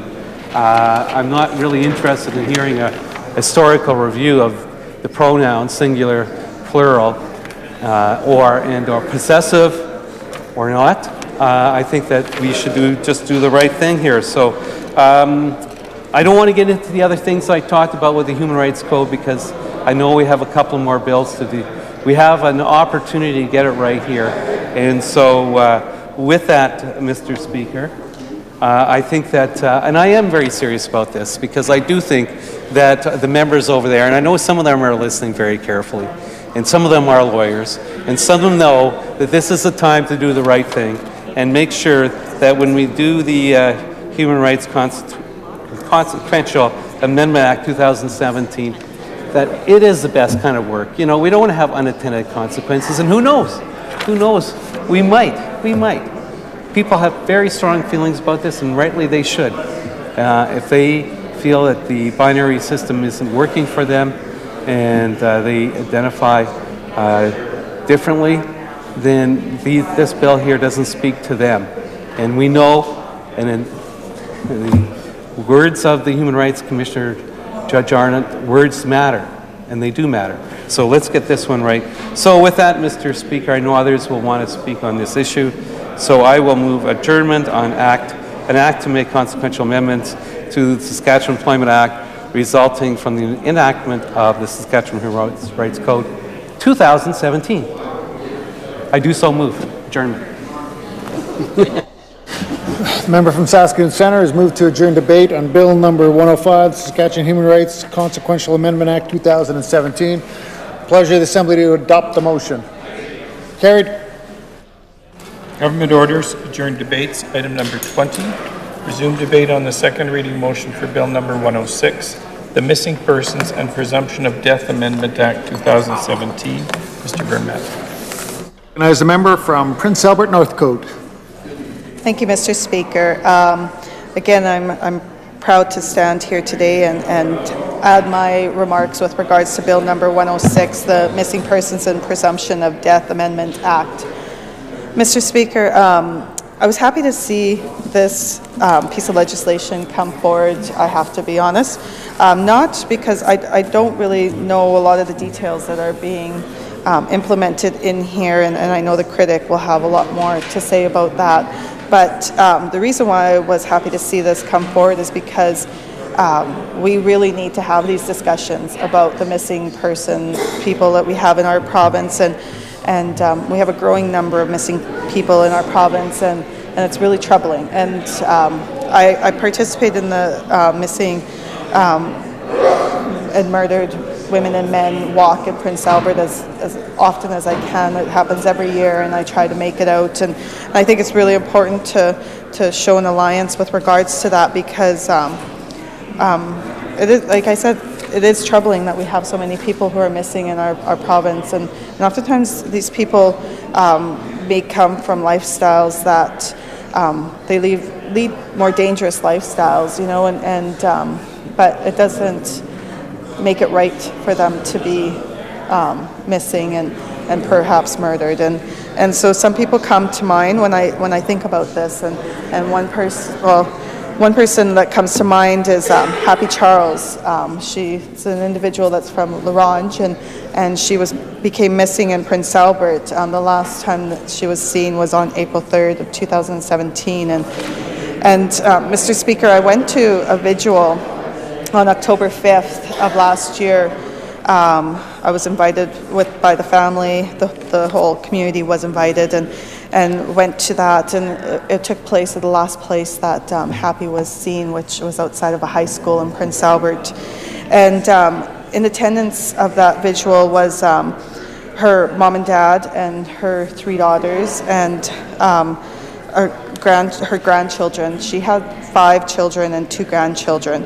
And just listening to the stories from her family and her friends was very moving, Mr. Speaker. And if anyone here gets an opportunity to attend a visual like that, I really strongly encourage them to, because it really puts the fire in your belly when it comes to having to find out the reasons why individuals become missing like this. And Happy hasn't been found yet. And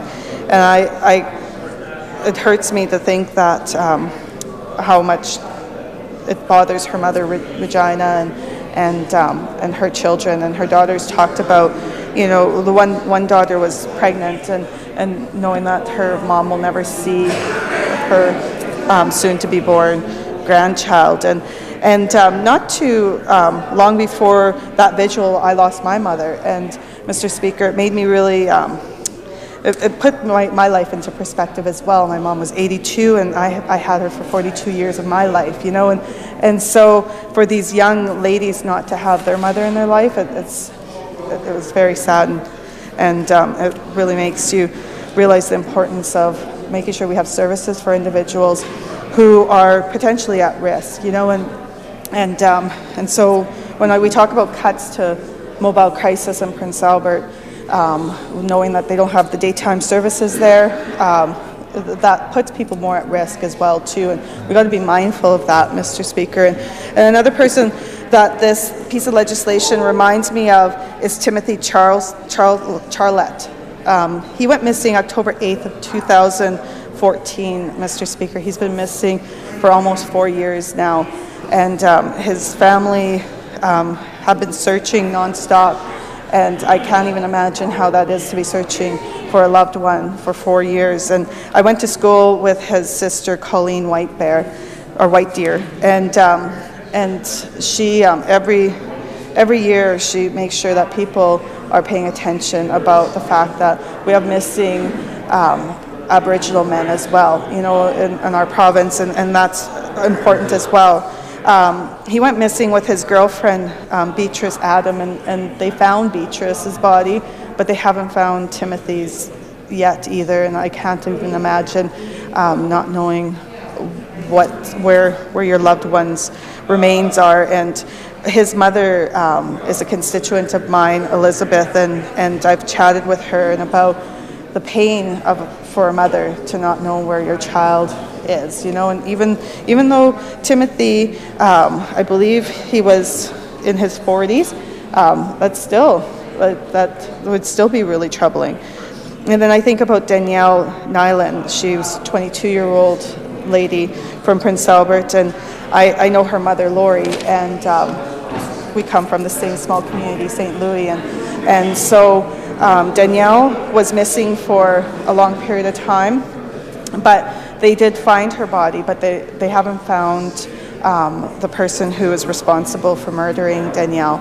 And at 22 years old, to lose your daughter, and we know Danielle might have been with the wrong type of people, but it still would hurt. And they say that when a parent loses a child, they never get over that, you know, and that's lifelong. And especially to know that that hasn't been put to rest is very troubling. And so I see all these family members at the walks that I attend, and other family members of other missing and murdered Aboriginal people. Usually it's Aboriginal people that we were talking about. Danielle was Métis, but we also have people from all walks of life that are missing and murdered within our province here, Mr. Speaker, and it's really important that we be mindful of that. And we look at legislation such as this one that will have a great impact on regards to allowing our police officers the ability to maybe search for them. And so when I look at some of the changes with regards to this bill, I know a lot of the changes are housekeeping in nature and updating this piece of legislation, which is important, but it also adds a new section that allows police services search orders and access to records when conducting an investigation into a murder or missing person. And so, like I said before, I'm very fortunate that I have colleagues who have law degrees, and they have a better ability to look over this legislation and be able to evaluate it. But and so I know they'll do their due diligence and consult stakeholders and such with regards to the changes. But I know there was an incident in Prince Albert not too long ago that there was a missing woman, and she was actually in her home, but the police couldn't have access to her home because of some issues with regards to not being able to get that search warrant. And so when I sit there and think about that, I wonder if this had been in effect, if that would have helped with that process. But we also have to ensure that that if people are their records are secure, you know, and we can't just allow all records be allowed to be investigated, but if there is due diligence and a reason, then that's really important. And there also seems to be an emergency demand for records that could come from the chiefs of police or commanding officers in cases where they believe a person is at risk of imminent harm. So I can't think of potential situations like that. I guess maybe in the case of an Amber Alert when a child goes missing, then that would be really important to be able to search more records in order to determine if they are at risk or at harm. And so so I think that might be something that will change. So it looks like they're giving a little bit more power and flexibility for law enforcement officers to be able to do their investigations, and as long as it still is not infringing on people's rights or it's used in the proper context, I think we need to make sure that people are safe, because from what I hear, Mr. Speaker, those first few hours are the most crucial hours in order to find a missing person. And I know, like with Happy Now, she went missing in spring of last year, so the family was searching and searching, and now with winter and all the snow that we've had, it's pretty hard to be doing active searches now. So we got to be mindful of the fact that every minute counts when you're searching for a missing person, and I know we've had some Amber Alerts as well in my community, and having to search for missing children, you know, and so we want to make sure that if anyone's at risk, that we get to them as soon as possible. So, like I said before, Mr. Speaker, I know the critic will do their due diligence and ask the appropriate questions in committee, and I know my fellow colleagues will have a lot more to add with regards to discussion with this bill. And so with that, I'm going to move to adjourn debate on bill number 106. Thank you. The member for Prince Albert Northcote has moved to adjourn debate on bill number 106. the Missing Persons and Presumption of Death Amendment Act 2017. Pleasure of the Assembly to adopt the motion. Carried.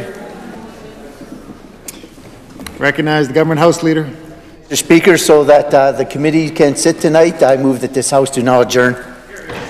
Moved by the House Leader, that the Government House Leader, that the Assembly be now adjourned. Assembly, it's a pleasure of the Assembly to adopt the motion. Carried. This Assembly now stands adjourned until tomorrow at 1:30.